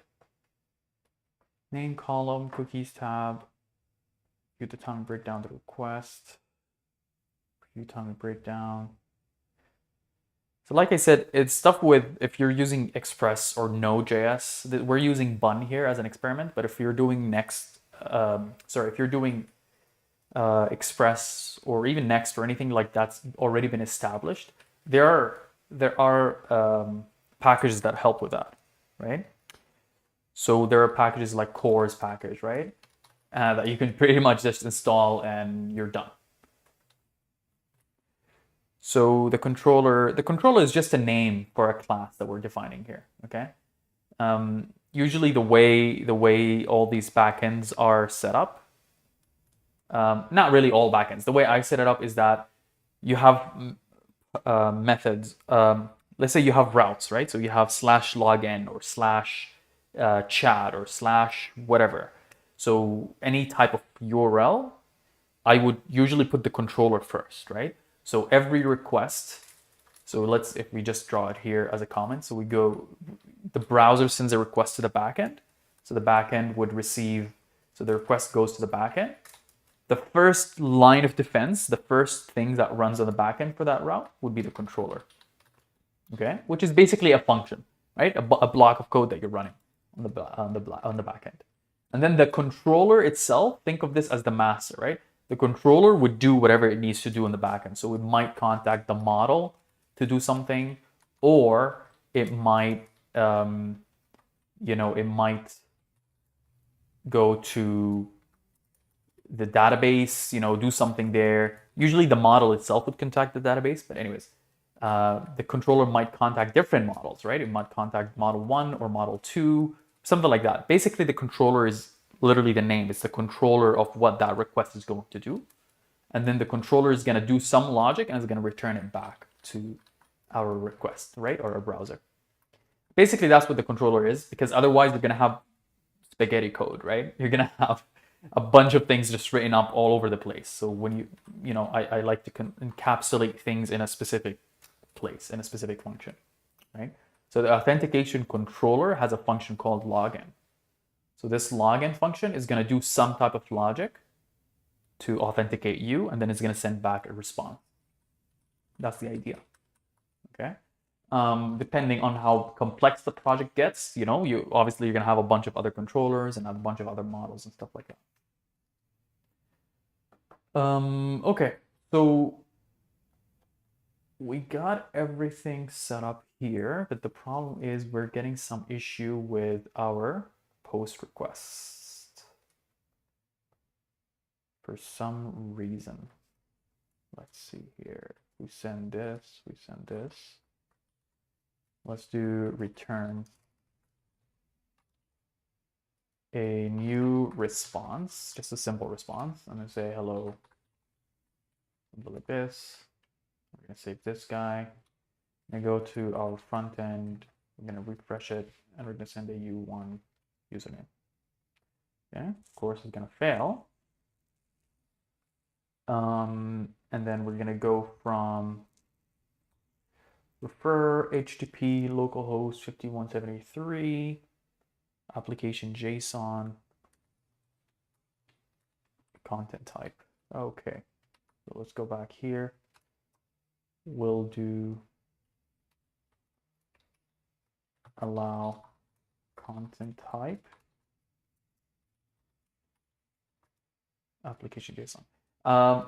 Let's see. I don't remember the exact syntax for this.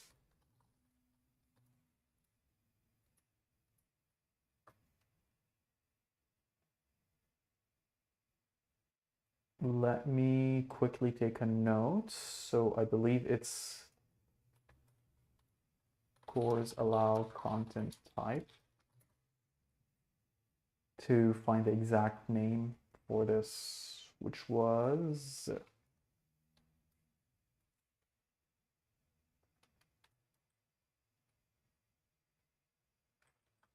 access control allow headers.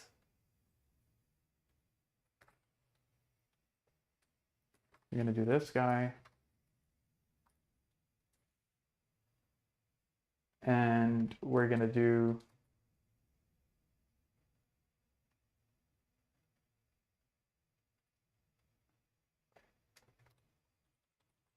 so I'm just copying this online. This is something that I don't really know off the top of my head. I'd always forget it, so I'm just copying this guy.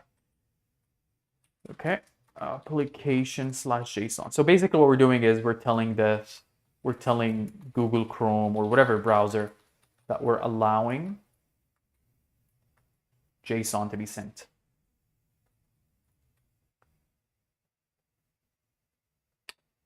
But it's still failing. Application JSON, get posts, delete options.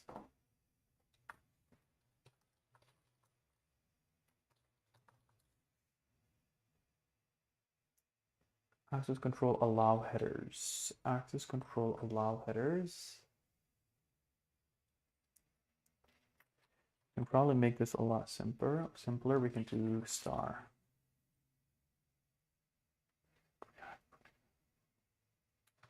So if you want the basic React idea, so I have a previous stream that I did, I believe yesterday, that we set up this project in the first like 30 minutes or something.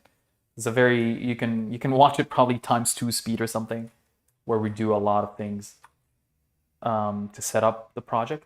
But I would recommend, if you really want to learn basic React, just literally go through the React documentation. Okay, so they recently redesigned their documentation site. It's react.dev. And I think it's pretty good documentation. So if you go to learn and you do, literally the quick start here, this is gonna take you, if you really want to learn React, you can really read all of this, okay? It's very simple. And then you can go through the basics, right? So creating and nesting components, and you can just say like, oh, this is a component, here we go, okay? And then they even have a tutorial here. So if you have a tutorial on the side, it says tutorial tic-tac-toe if you want to build a game, right? And it literally shows you the code for something like this, and you can do like tic-tac-toe, right? And you say, oh, hey, we won, or something like that. Okay, so I think this tutorial is a good idea to start. Like you go to the quick start. If you don't know, go through this installation project, and you can say start a new React project, and it's going to tell you exactly what to do. In your case, if you say exactly, I open my laptop. So you open your laptop and you write npx create next app, okay? And it's gonna give you like a next application.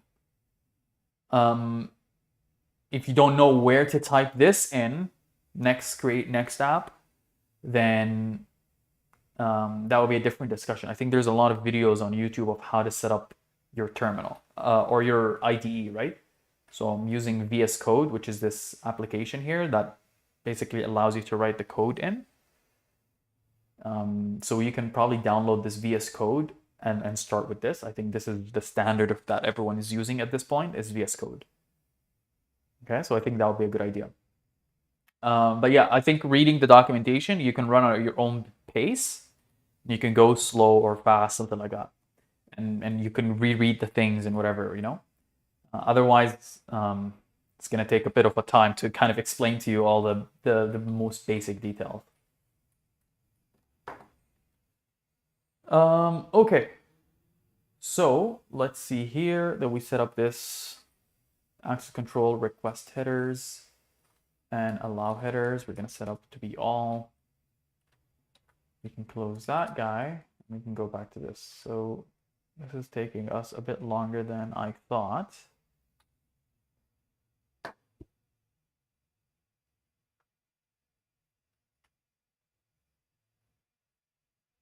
Access control allow origin.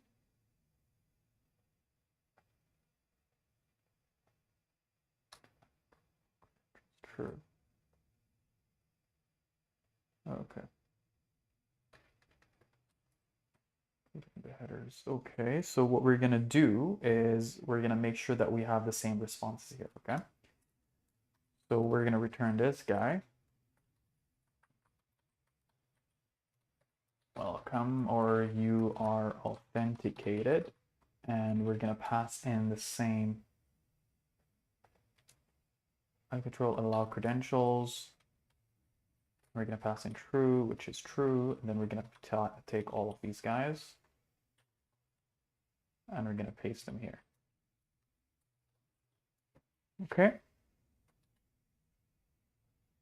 So let's do, there we go. All right. So we fixed the cores issue. The cores issue is that we just have to set up something once. Right now I'm doing this copy paste thing, which is not really a good idea, but later on we can do a middleware so that automatically runs the same headers on all of the requests. Okay. Anyway, so we're sending now a payload with the username. And on the back end, we're going to get this request, whatever it is. Okay. So if we run this guy now and we send this again,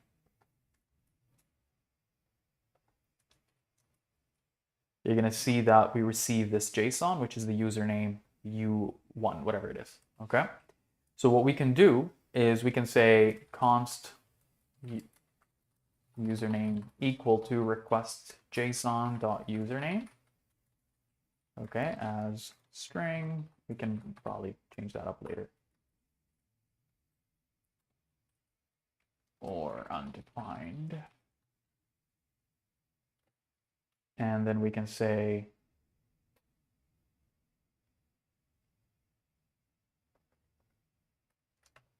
as string or undefined. And we can probably set up this guy this way.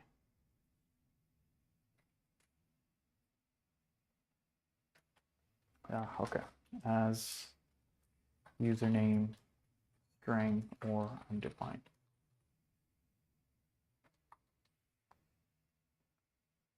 We don't need this here, and we don't need this here. And we don't need it here.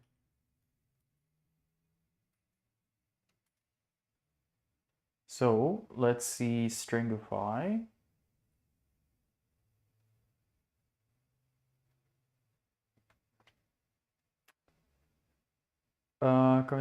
String to type, whatever. Okay, let's clean this up a little bit. Request JSON is equal to await request.json. And then request body is equal to json.stringify.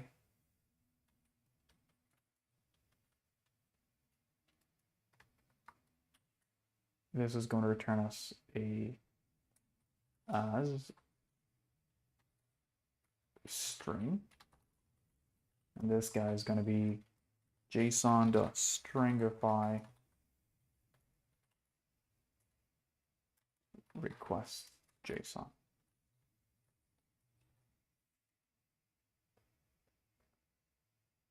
Okay.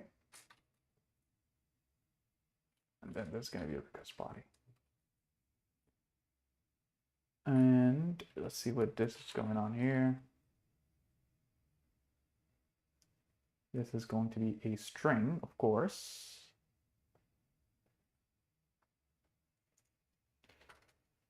Oh, wait a second. We do console.log request JSON. Yeah, we don't need that actually.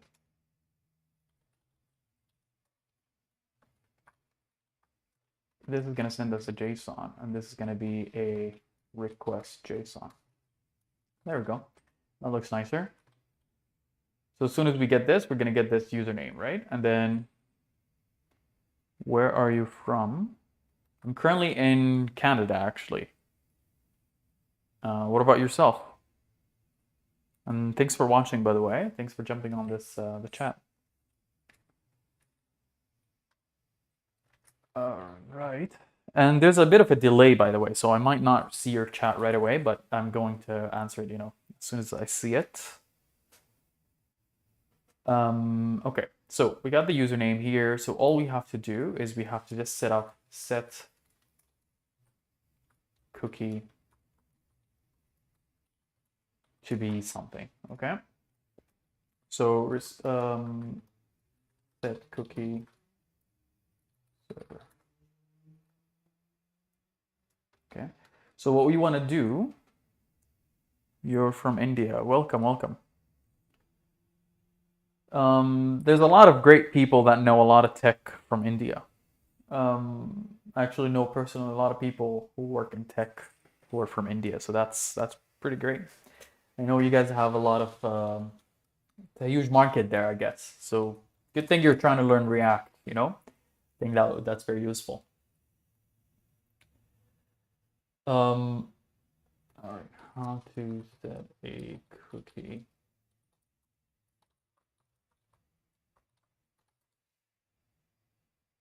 So what we want to do is we want to just set up a cookie, and usually, like I said, there is a bunch of pre-made packages that do this for you.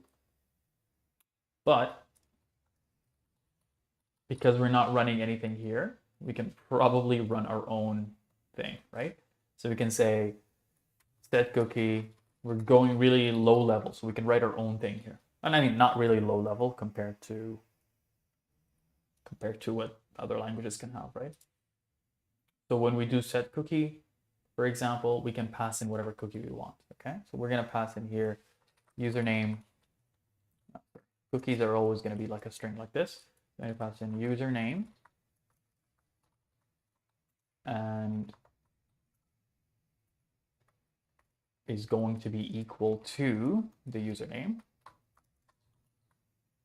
Of course, we're gonna say here, if no username, if the guy did not provide us a username, then we're gonna return new response, authentication failed, and we're gonna pass in a status of I believe 401.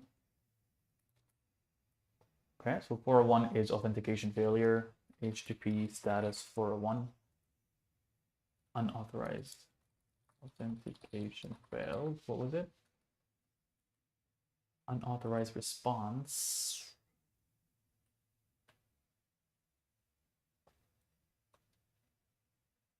Bad request, payment forbidden, not found, method not allowed, proxy authentication failed. Yeah, we can do 401 for now. We can change it. Okay. So this is saying if there's no username and you're trying to log in, then it's going to automatically fail the authentication. But otherwise, and there really, by the way, this is really bad authentication, right? Because this is very insecure. There's no password, there's nothing. I'm just putting in, as soon as you log in, you put in just any username and you're going to automatically log in, right? And then you say if you are authenticated, and we're going to send back this username. Okay. Now we can set up with this cookie, we can set up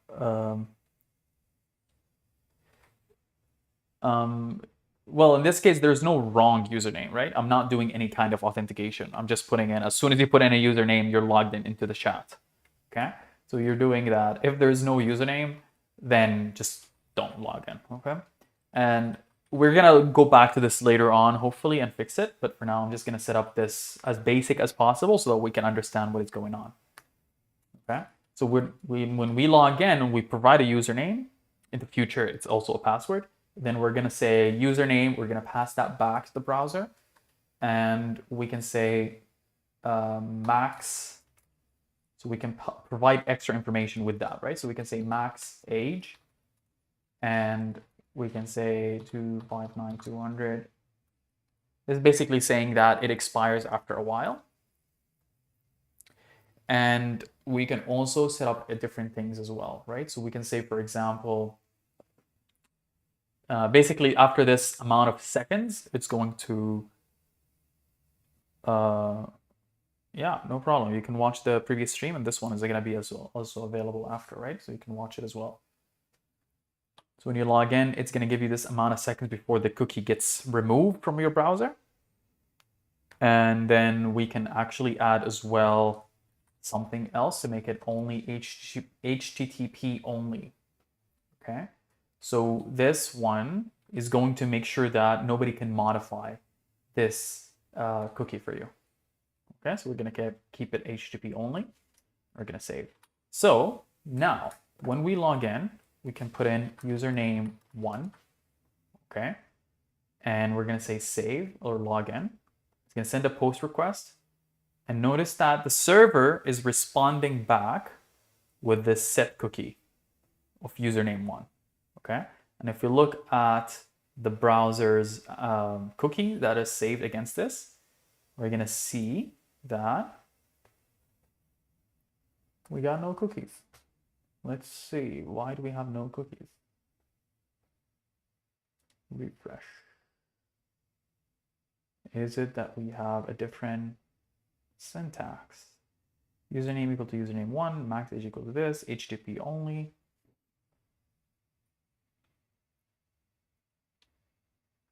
Yes, 100%. HTTPS is more secure. And we can add that as well here to the cookie, right? We can say it's secure, like this, I believe. So it's going to allow this to only interact in HTTPS. But because we're running locally on the computer, it's basically going to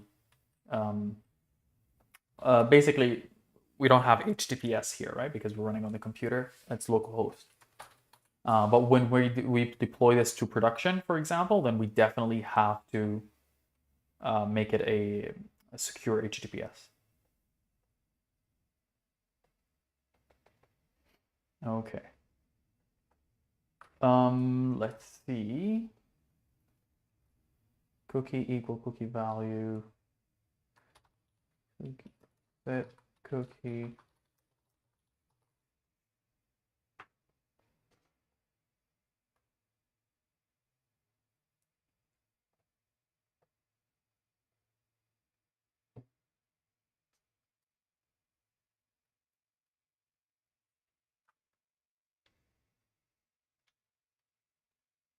HTTP is not, yes, correct. Localhost with IP address, right? So but the localhost right now I'm running, it doesn't have HTTP request. So let's make sure that we have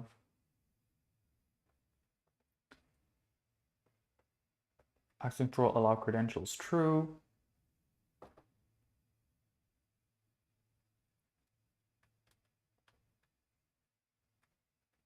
And we're going to make sure that we also add. Okay, so we got everything almost set up. Okay, so all we have to do now is, because we want to move from that login page to this chat page. Okay, and as soon as we do that, then we can actually have the local, like we make sure that we can open a connection, right? A WebSocket. In our example here, when we log in, we're going to put in username 1. Click enter. It's going to send a network request to this backend. You can say login. It's going to send back true or 200 okay, and it's going to set cookie username is equal to user1, whatever we sent it. Okay. Select the folder to store override files. That's fine. Let's go back to application here. And let's see.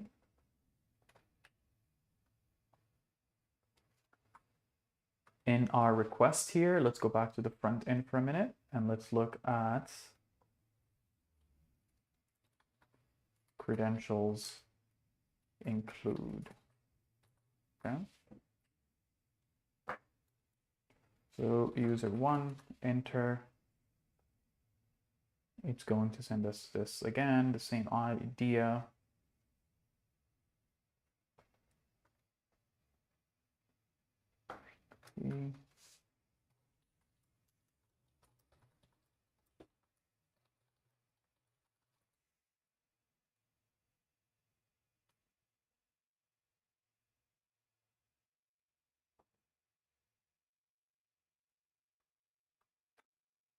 Cookie.domain equal null on localhost and use the domain name otherwise. Okay, let's try that guy. So when we are doing a set cookie on our authentication controller, we can probably add in some extra information here. We can say domain is equal to null.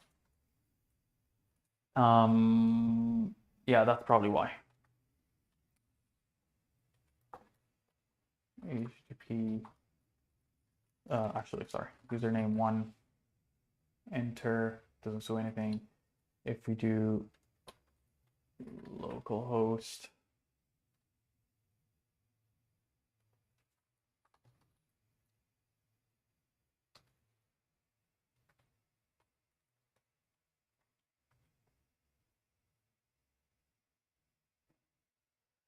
access to this guy. Okay, so we're getting something that ain't right.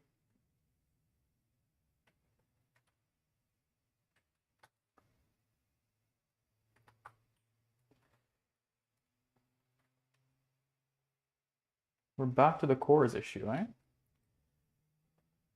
Access control, allow origin.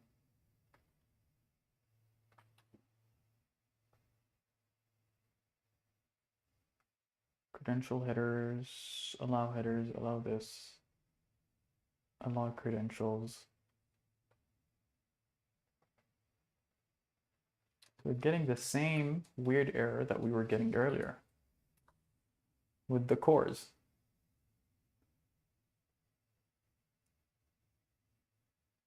Provision headers are shown. Application JSON, that's correct. Everything is correct. There's obviously no response because that is not being sent.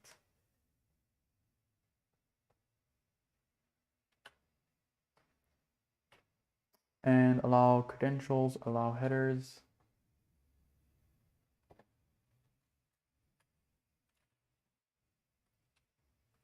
Is our problem the cookie? Let's double check. U1. No, we're back to the same place with this cores issue, eh? Okay. Let's see here.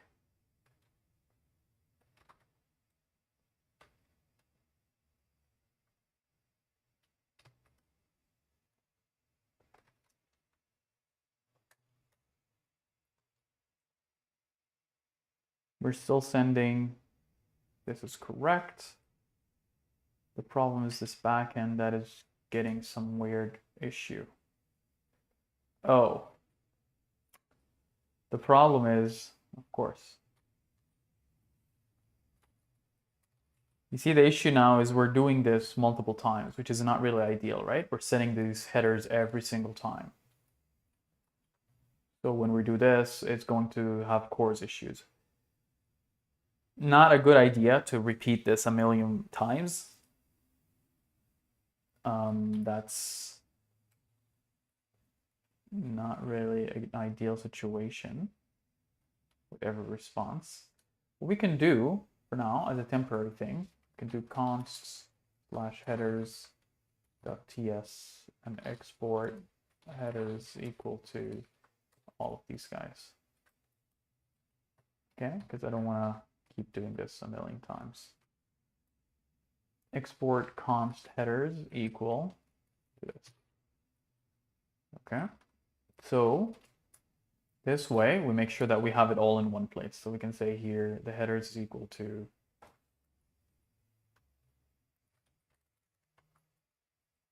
headers from the const folder. Okay, and then we go here, we do the same logic. We do headers. And then here, we're going to do the same logic, except that we have to add something else. We're going to do ... headers. And then we can add different things as we want to. Right, like this. We can add domain. No.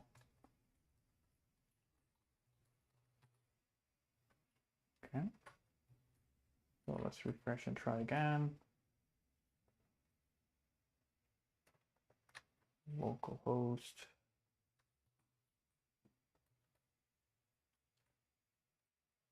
Nope, that is not working. So let me just double check a quick fix for this because it's becoming a pain.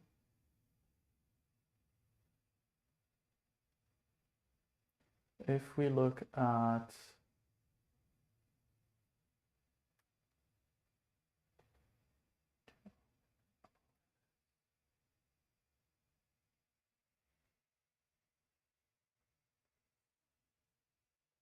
okay, so if we do in our headers, we have allow origin all, access control allow methods, get post deletes options as well. And then access control allow credentials is going to be true. Then that's the main things. Okay. So what we can do as well is when we're getting, I believe the problem was that WebSocket, right?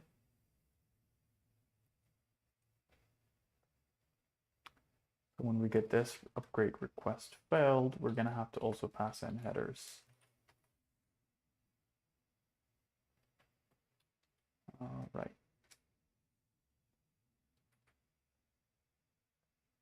Still failing. 5173, that's good. 6969, that's our backend strict origin when cross origin. So we have some weird thing.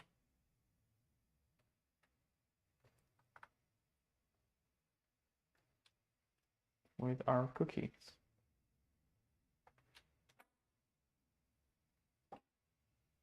Yes, we're trying to do it, but this cores issue is a bane in my existence. It's always happening in most of my project for some reason. Usually I don't think about it a lot because I use pre-established packages and stuff and technologies. But in this case, I'm trying to build it like without using any type of third-party packages. So it's taking me a little bit longer to get this guy set up. Okay, so we got HTTP, we got, let's see if there's a better way of handling this cores issue.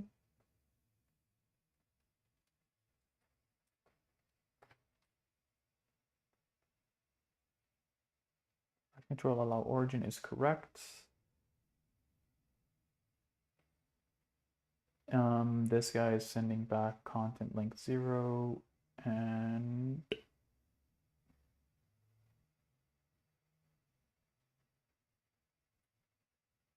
request headers.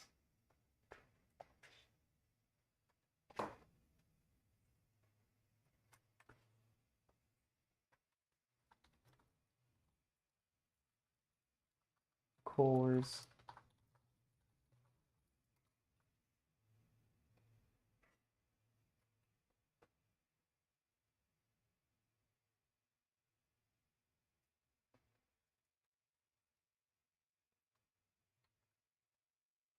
Let's make sure that we have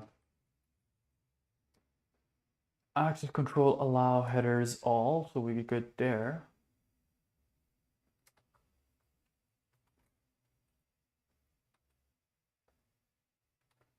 Let's restart our server. Let's restart this browser.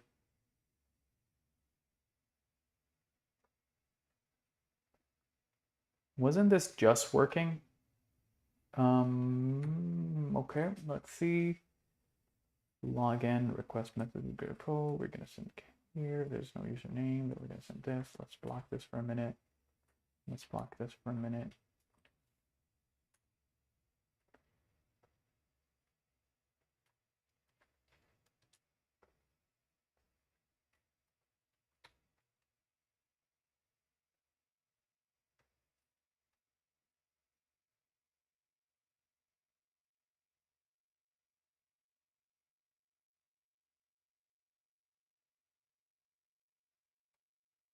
Okay. We had the explanation all along in our chat, in our console from Chrome. Okay, so the issue is because we're doing include, we have to change this guy. Access control allow origin to be HTTP or localhost. Okay, so let's do one. So look here, it says allow origin header must invalid value localhost.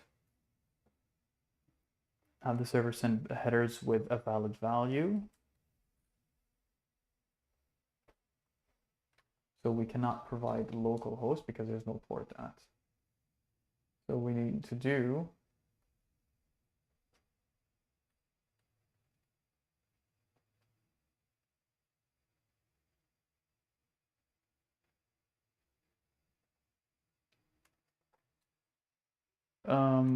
HTTP localhost. What's our front end? 5173. 5173.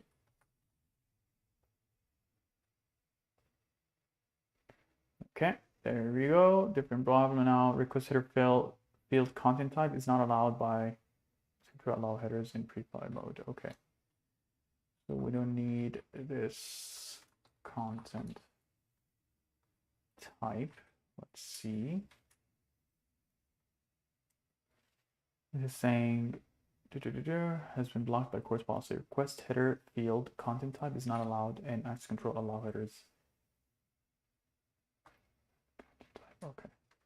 Let's go to our front end for a minute and here and remove this content type.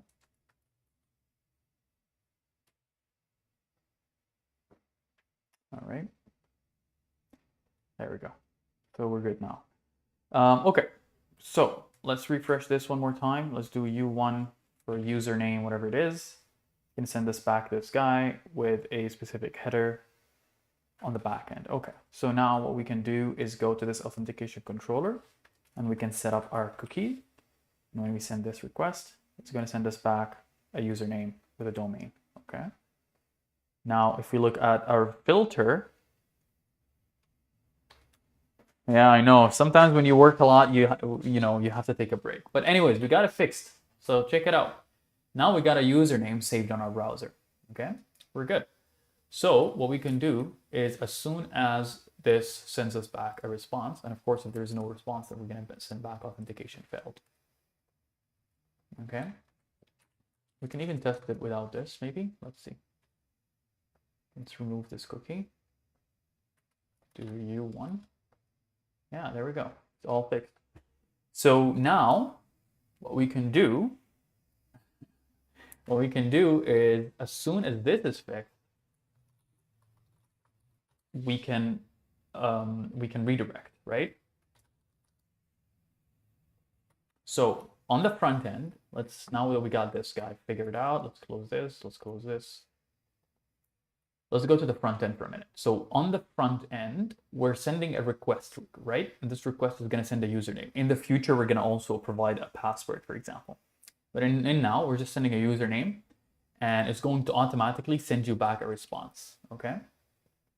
So what that response is doing is we're just going to do if response dot status,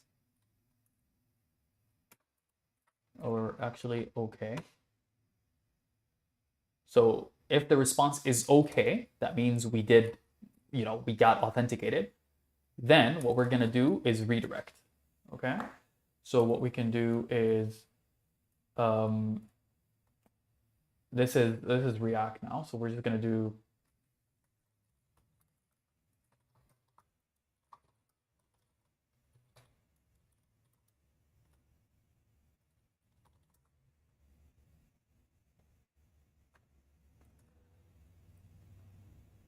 So what we can do is, because we're running this in React, and Next.js is going to be a little bit different, but here what we can do is we can say import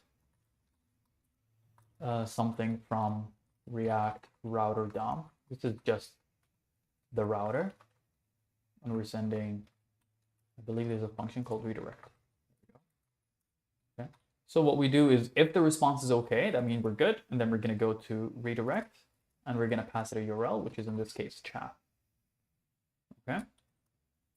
Otherwise, else, we can actually return this as well. We don't need this else. So we can do here display error for user. I'm going to leave this for now. We can do it at some point. Okay. If, let's say, the authentication failed for whatever reason. Okay. Now, if the user logs in, then automatically it breaks into the chat. So if we go in here and we say username is James Bond, log in, then it should have run this. Let's double check. Console.log response and console.log response.ok. And let's take a look at our console. Okay, true. So we are working. And then we have to do redirect.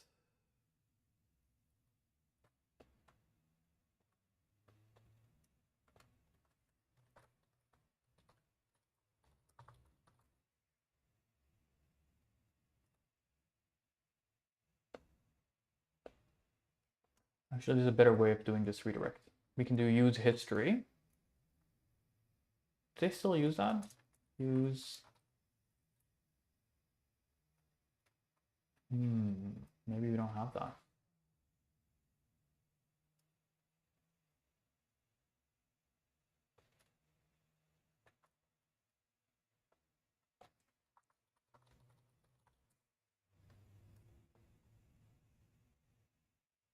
I think they have a function called use navigation. Yeah, there we go. That's what I wanted. So we do use navigation. It's going to cost const navigation. And then this guy is going to be navigation dot navigate. Navigation.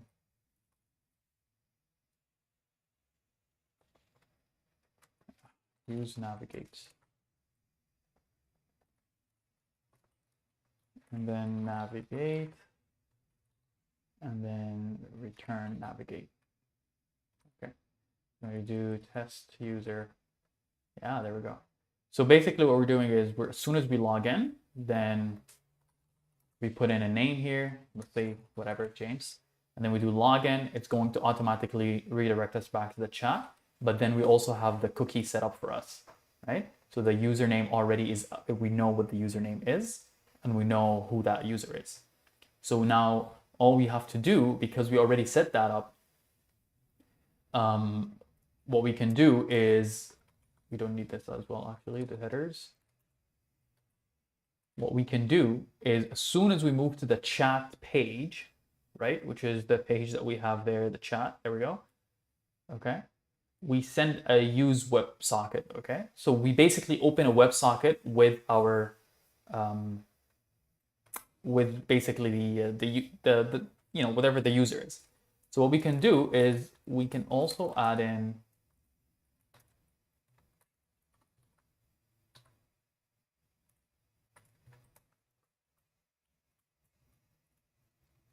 because that is automatically being sent to the backend, we can go on our backend and it can inspect that guy for us, right? So we can say console.log request.headers dot, let's do this, okay? So what we're doing is, we don't need a username anymore. We don't need this username, right? Before we were passing it manually, which doesn't make sense. So what we're gonna do is, we're just gonna open a connection right away, as soon as you establish this guy. Okay, So when we do that, then this is the request that we're getting from our user, okay? But notice that the user is opening a WebSocket with the backend, but look, it attached this username, right, to the request. So what we can do is we can use that on the backend to validate, is that person already logged in or not, okay? So what we can do is read cookie.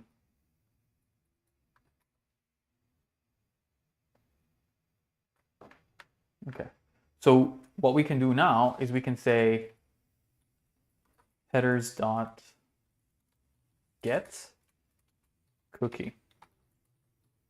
Okay, so that's going to give us back our const cookie equal to request dot headers dot get cookie. And that's going to give us back our cookie, right? Now the cookie is just one string like this. It has just this one basic string. And what we can do is we can probably just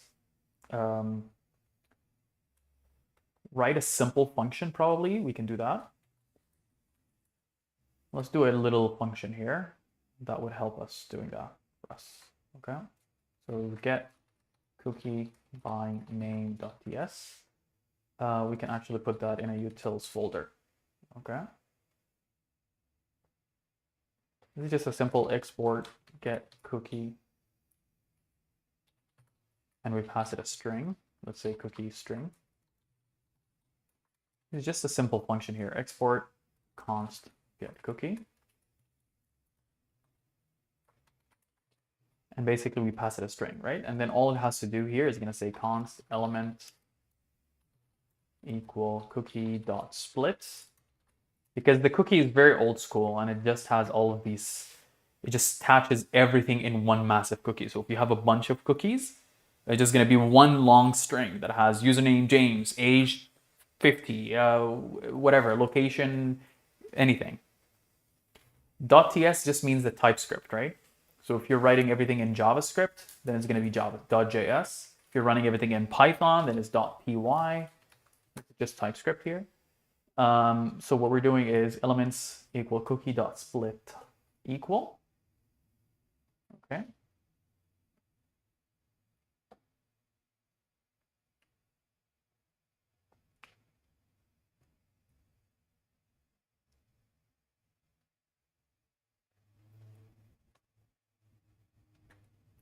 And then we're going to do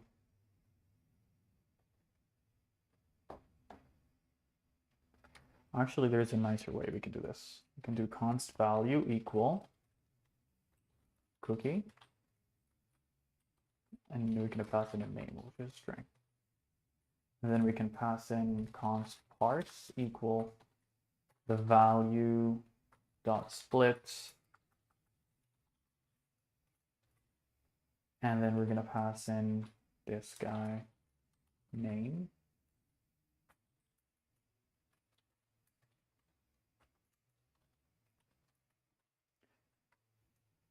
equal. Okay, and then we're going to do this. We're going to say if parts.length. This is really just some spaghetti code that I'm doing now to make it simple, but we can probably clean this up. If it's equal to 2, then return parts dot pop the last part and do split, and we're going to remove that semicolon, then do dot shift. Very ugly, but anyways, we can probably fix that up later and clean it up. Okay, we're going to do get cookie by name.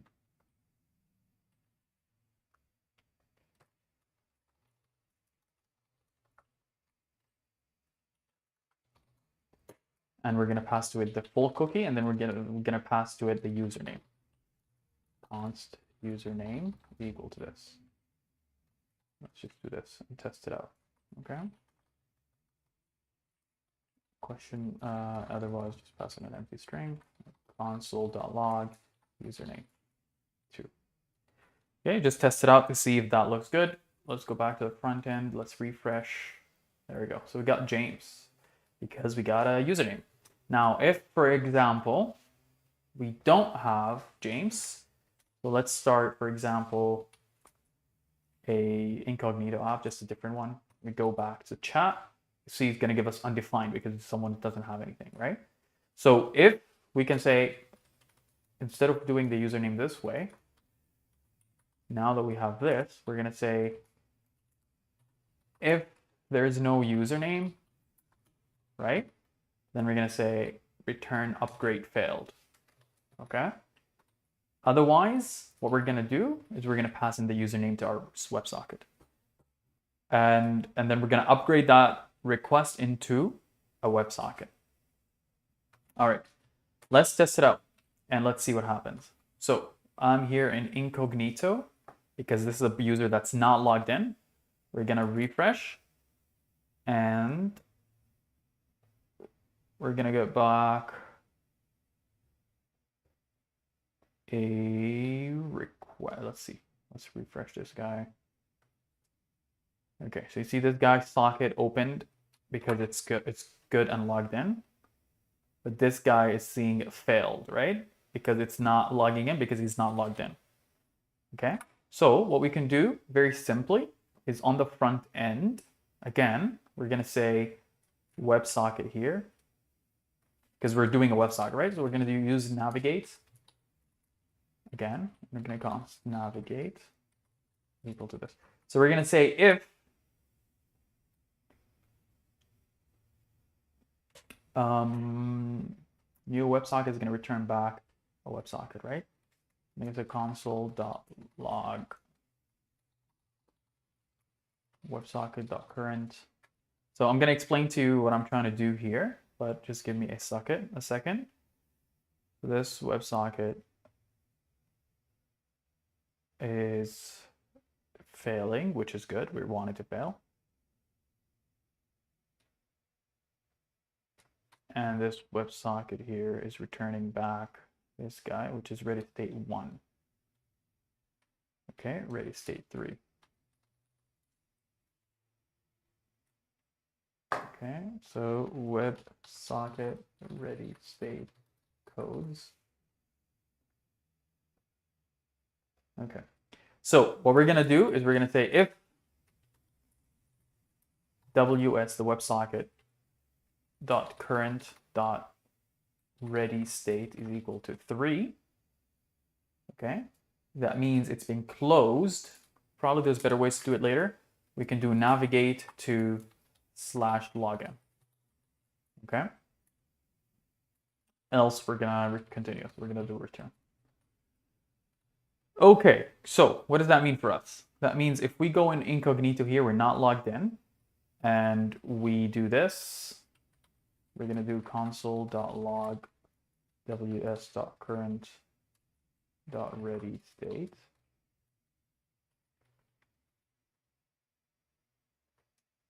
Oh, 0 is connecting, sorry. So we have to run in a different use effect here. And we're going to run WebSocket.current.ready state. And we're going to make sure that we do this. If WebSocket.current.ready state is equal to 3, then we're going to log in. Do this again, see if that works. Console.log WebSocket.current.ready state.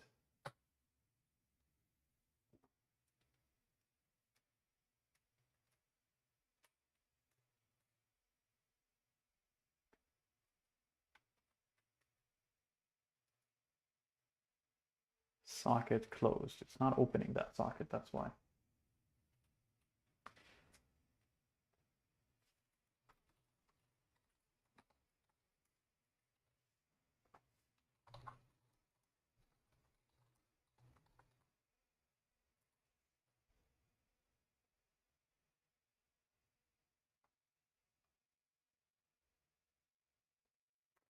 Oh, we can probably do something better. We can do this. We can do on error EV here, which is going to be this. Okay, and we're gonna do console.log ev dot. Let's do ev for now. Okay, we probably can do a lot of things here that are a lot easier. Boom, there we go. So WebSocket close, here's the event that's happening. And then we can do default prevented, and we can do return value.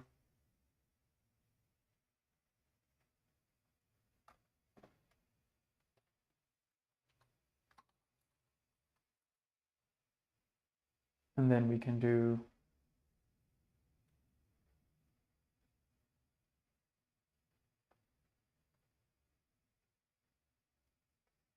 okay, so a simple one. We can say if it's on error, then we're going to do navigate login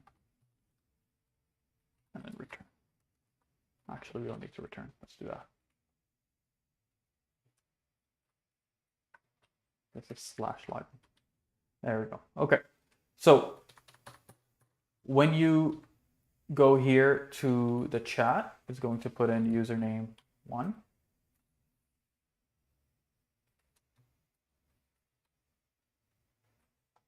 Okay, why is that happening? Console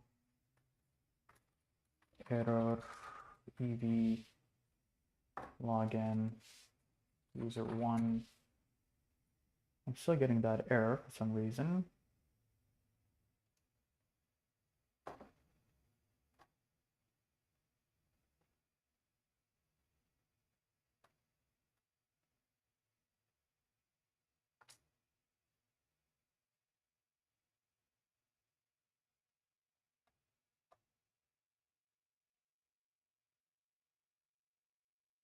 Let's see the best way.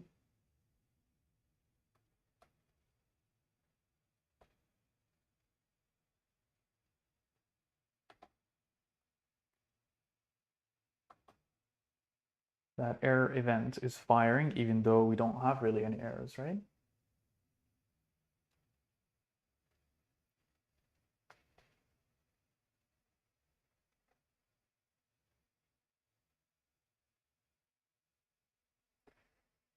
The event itself is different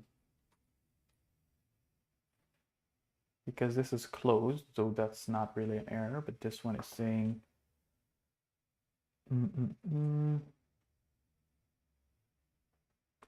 WebSocket URL on error. That's the function that we did.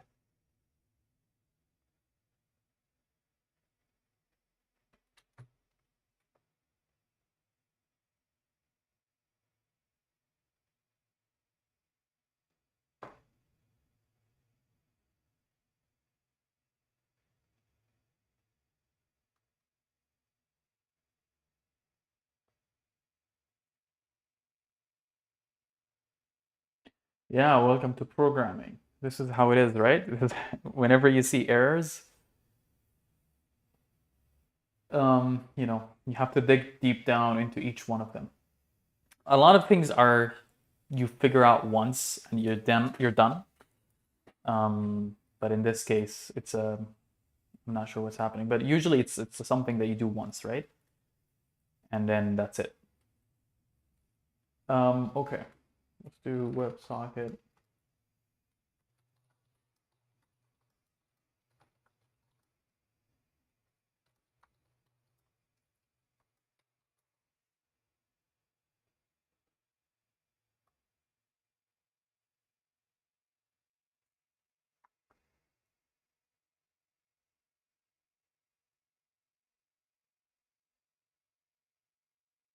No problem. I understand what you're saying.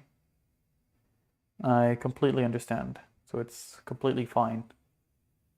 English is not my first language either, so it's good. Where I get the difficulty part. Spec forbids reading the HTTP request. Yes, I agree. You have to try.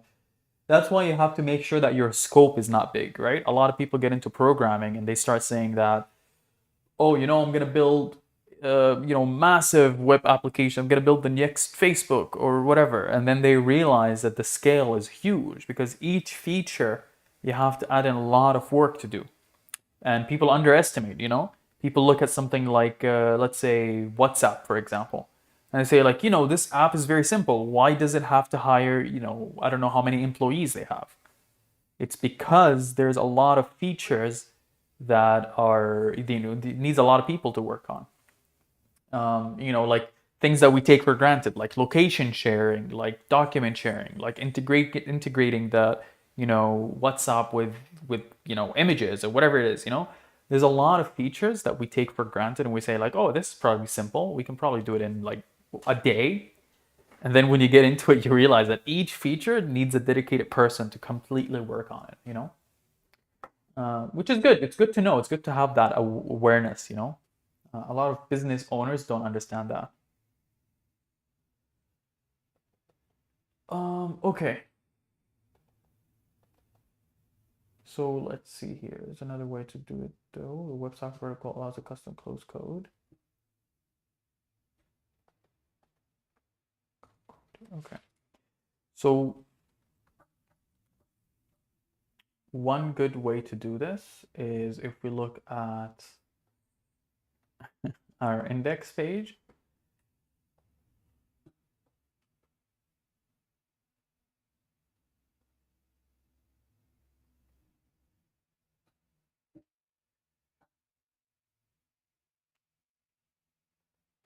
We're going to say username. So here's another nice way of doing this, okay?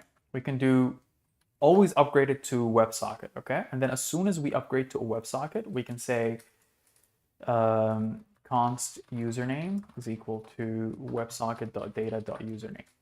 And if there is no username,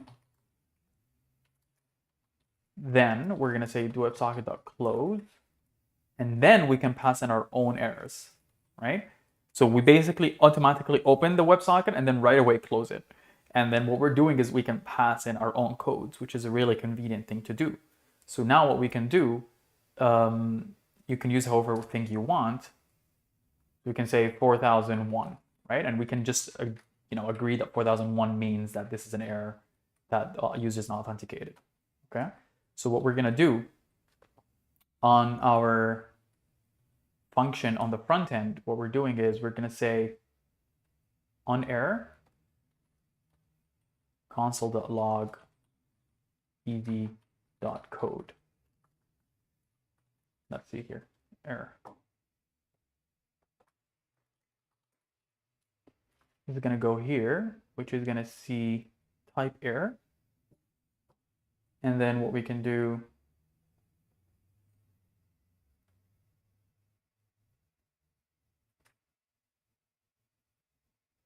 target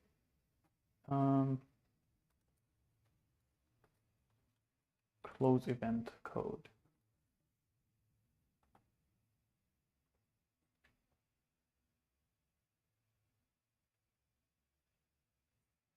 We should get some code here. I'm not seeing a code.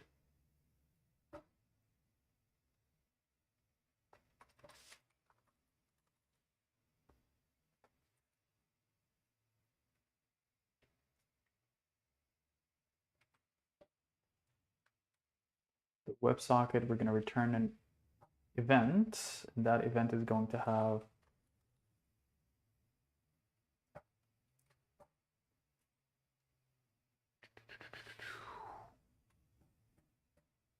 target code and reason.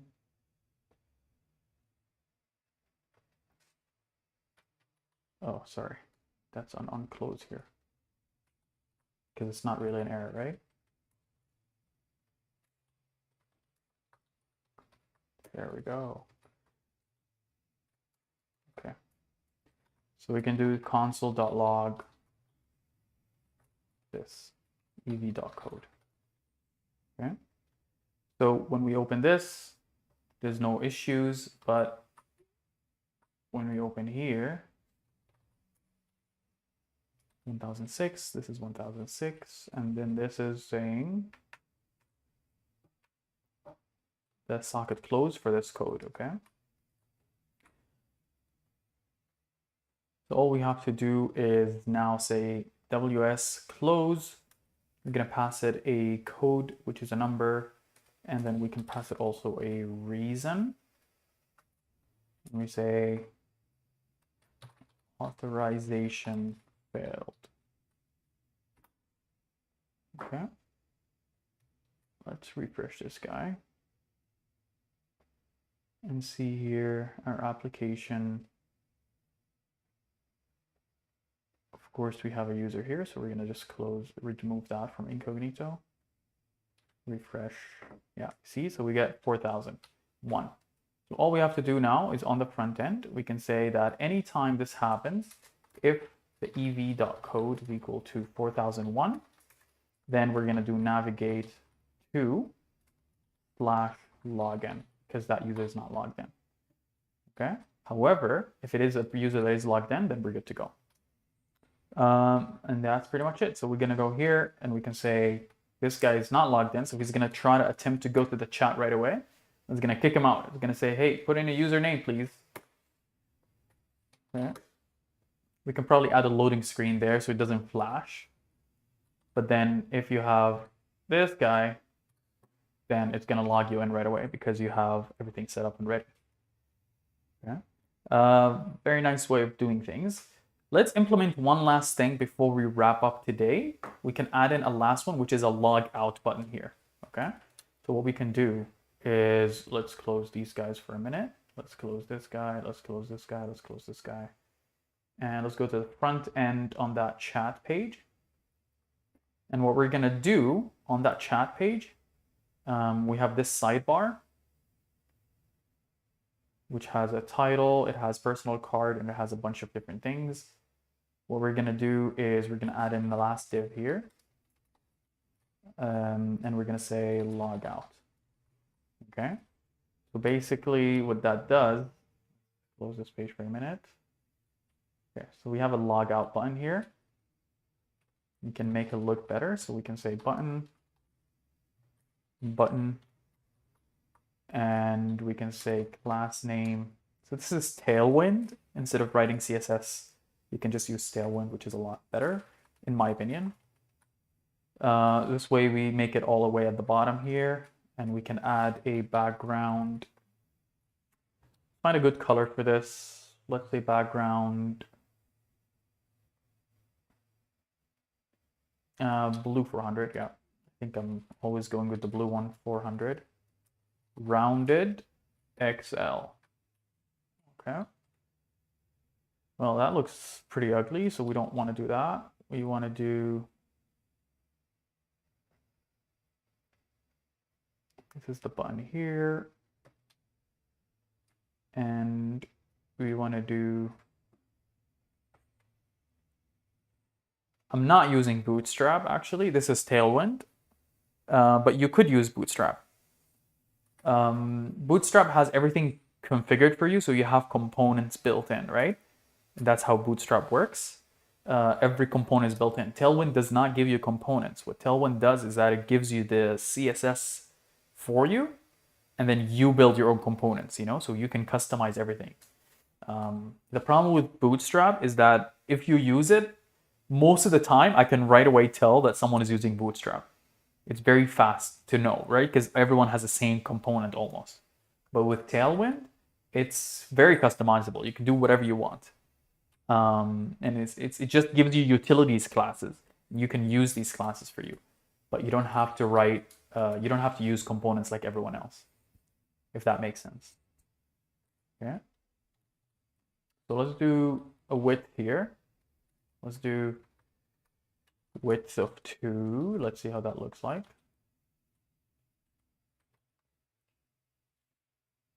This logout button, let's put it in a div as well.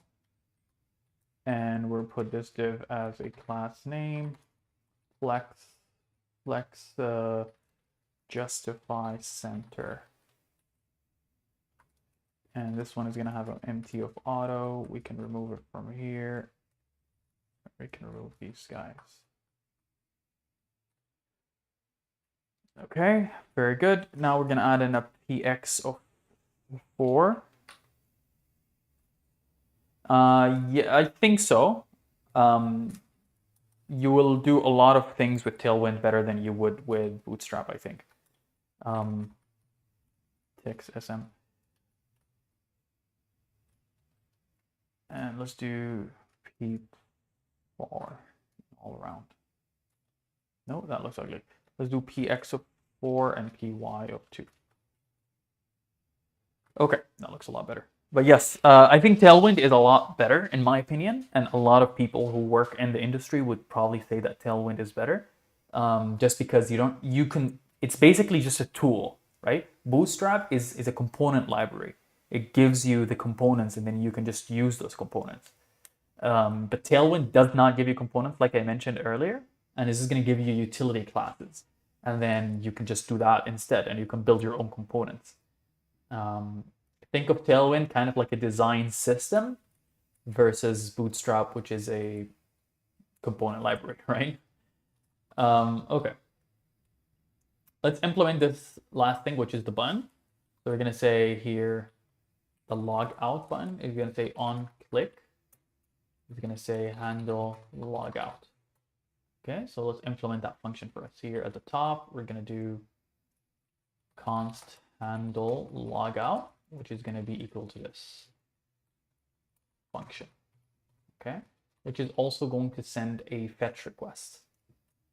So what this fetch request is going to do is it's going to go to the backend and it's going to handle this for us. So what we're going to do is we're going to do another function on the backend, and we're going to do logout.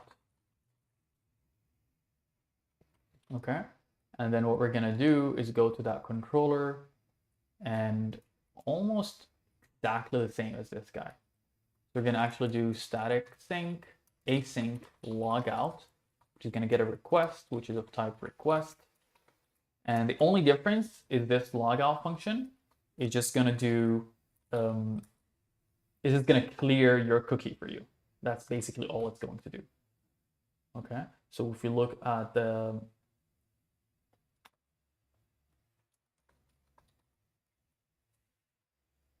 this guy, what it's going to do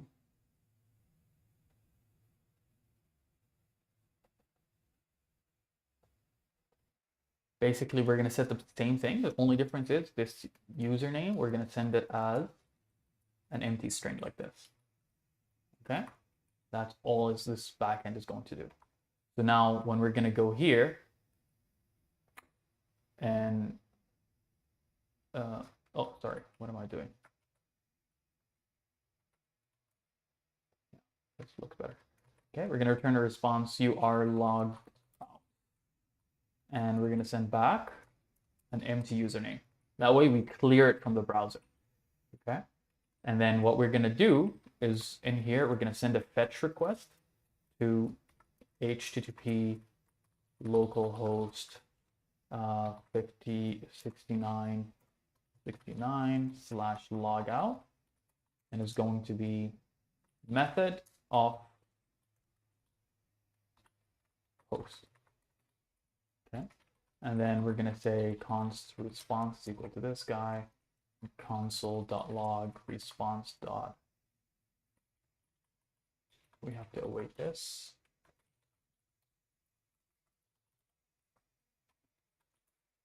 Dot. Okay, and we're going to say if response dot. Let's just do this for now and see what happens. So if we do console logout, it's going to send us true, and let's look at our requests. Get the logout. Set cookie username is empty. And of course, we have to make sure that we do credentials include, right? Go back here. Let's do credentials include.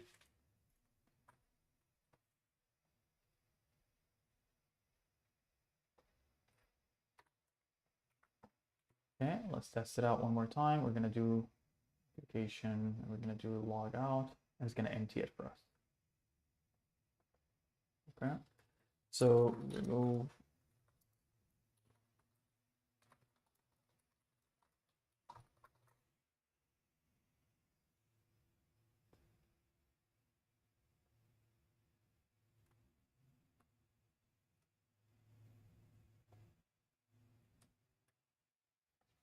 Okay, and then we can actually do something extra here to remove it.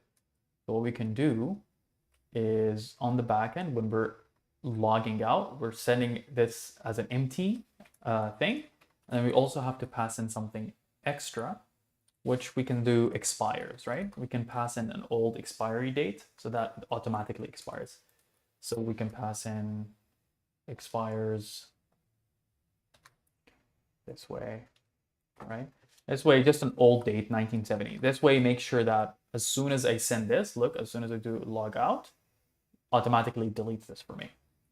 Okay, and then we can say on the chat app, if response is okay, then navigate to /login. Okay, and of course there's no navigate. So what we're gonna do is we're gonna also use that, use navigate const navigate. Okay, so now what happens is automatically we're on the logout page, we put in a user name and it automatically logs us in. And as soon as we're done with the chat, we can say log out and it's going to take us back to this page. And if someone is not logged in and they go try to attempt to access the chat, then they can't, right? They will get this back. They will get kicked out into the chat page. Basically, that's the idea. And if we do that, then everything is a lot easier this way, right? We can see that it's, in a way, this is not really authentication. We are just making sure that we persist the data. So that way, if someone by accident leaves the room and then they refresh the browser, then it would automatically, they don't have to put in a username again and everything. We're just stored that information so that way they can just log in right away. Okay, that's basically the idea here. So we can probably even put in the username as well here at the top, whatever their user is. And to do that, we can probably, when you log in, we're going to send you that idea, and then we're going to send you the response. And then we can also send you back a body. In that response, we can send back this success true, and username is username. And we can set up json.stringify this way. Okay, so as soon as you log in, you receive back your username. And then we can say content type application /JSON. Okay, so we're making sure that when you log in, you get that username back to you as a user. So if we do login, let's double check the network. If you do user, whatever, and you log in, then it's going to give you back that username. Okay, the idea why we're doing that is on the login page, what we're going to do is we're going to store that information. So on the login, React use local storage.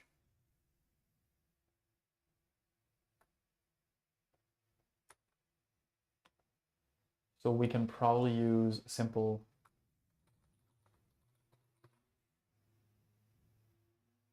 local storage here. So let's see how that looks like.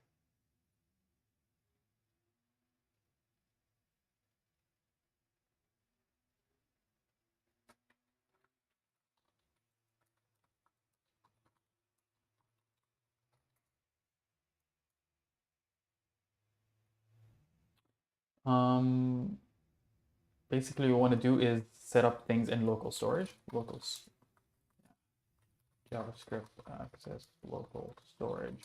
I don't remember this by hand again on top of my head right away. So we can do this. So we can say, if the response is okay, then we're going to navigate there, but we're going to also say local storage dot set item. We're going to say username, and we're going to pass in the value, which in this case is going to be await handle on submit. It's an async function. I'm going to say await response.json. There's going to be const JSON equal to this, and const username equal to JSON.username. Okay, and then this is going to be basically putting that username here for us.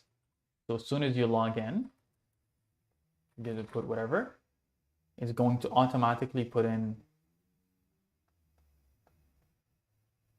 your cookie for you, but also it's going to put in local storage with a username. Okay, and the idea here is that because sometimes we can't read the cookies. Are you working with company? I mean, you're doing job? No, I'm not actually doing my job.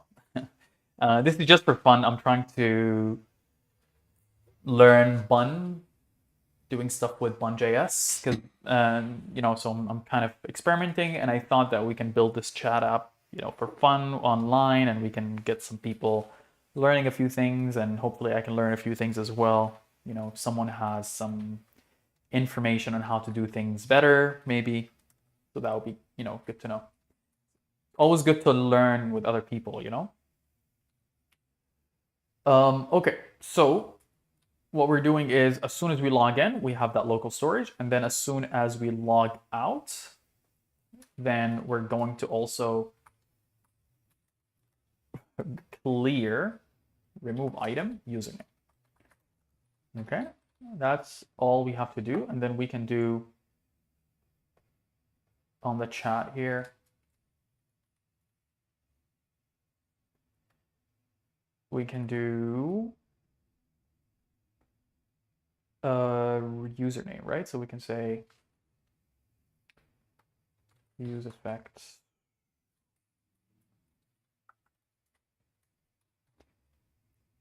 we can do use memo probably. Use memo const username is equal to something. So local storage dot get item username. Okay, and then all we have to do here is just do this. So the username is always going to be something that we're going to get from our local storage, and then all we have to do is put it instead of test user, we're going to put in username.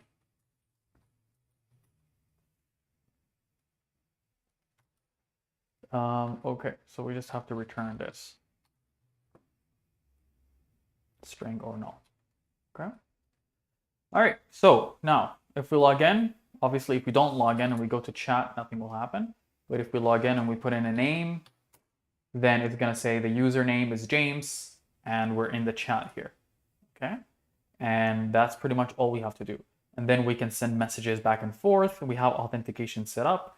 Now the next step we have to do is we probably have to set up data persisting. I know that's what we wanted to do today, but unfortunately things took longer. You know, as usual with every developer, we always overestimate how much we can do in a given time, and then it actually takes us way longer than we think. But anyway, since we have the authentication set up and everything, or not really authentication, I don't want to give the false impression, but the basic idea of an authentication, what we can do next is set up a database, and then we can set up from that database a simple way of storing the messages, right? And then that way, as soon as someone logs in, they would get all the back messages of the ones that they didn't read, for example. And then we'll, you know, we can when they send a message, we can store it because we know who the users are. Okay, I'm gonna do it in a way that doesn't need heavy authentication. So I'm going to be doing it with basically everyone can log in and they can create a username and then they can store stuff. But you know, depending on the application, you know, hopefully depending on the time, really, we might be able to do username authentication as well in the future. Okay. All right, I think I'm gonna wrap it up here. I think that was a very good session for today. Subscribe if you haven't, or whoever is gonna watch this also in the future, so we can keep doing this live and build this together, and then we'll go from there. All right, thanks a lot for watching, and we'll see you soon. And thank you, Avinash, I believe, for sticking with me here. That was pretty fun. And let me know if you need any help with learning, React and Next.js and anything like that.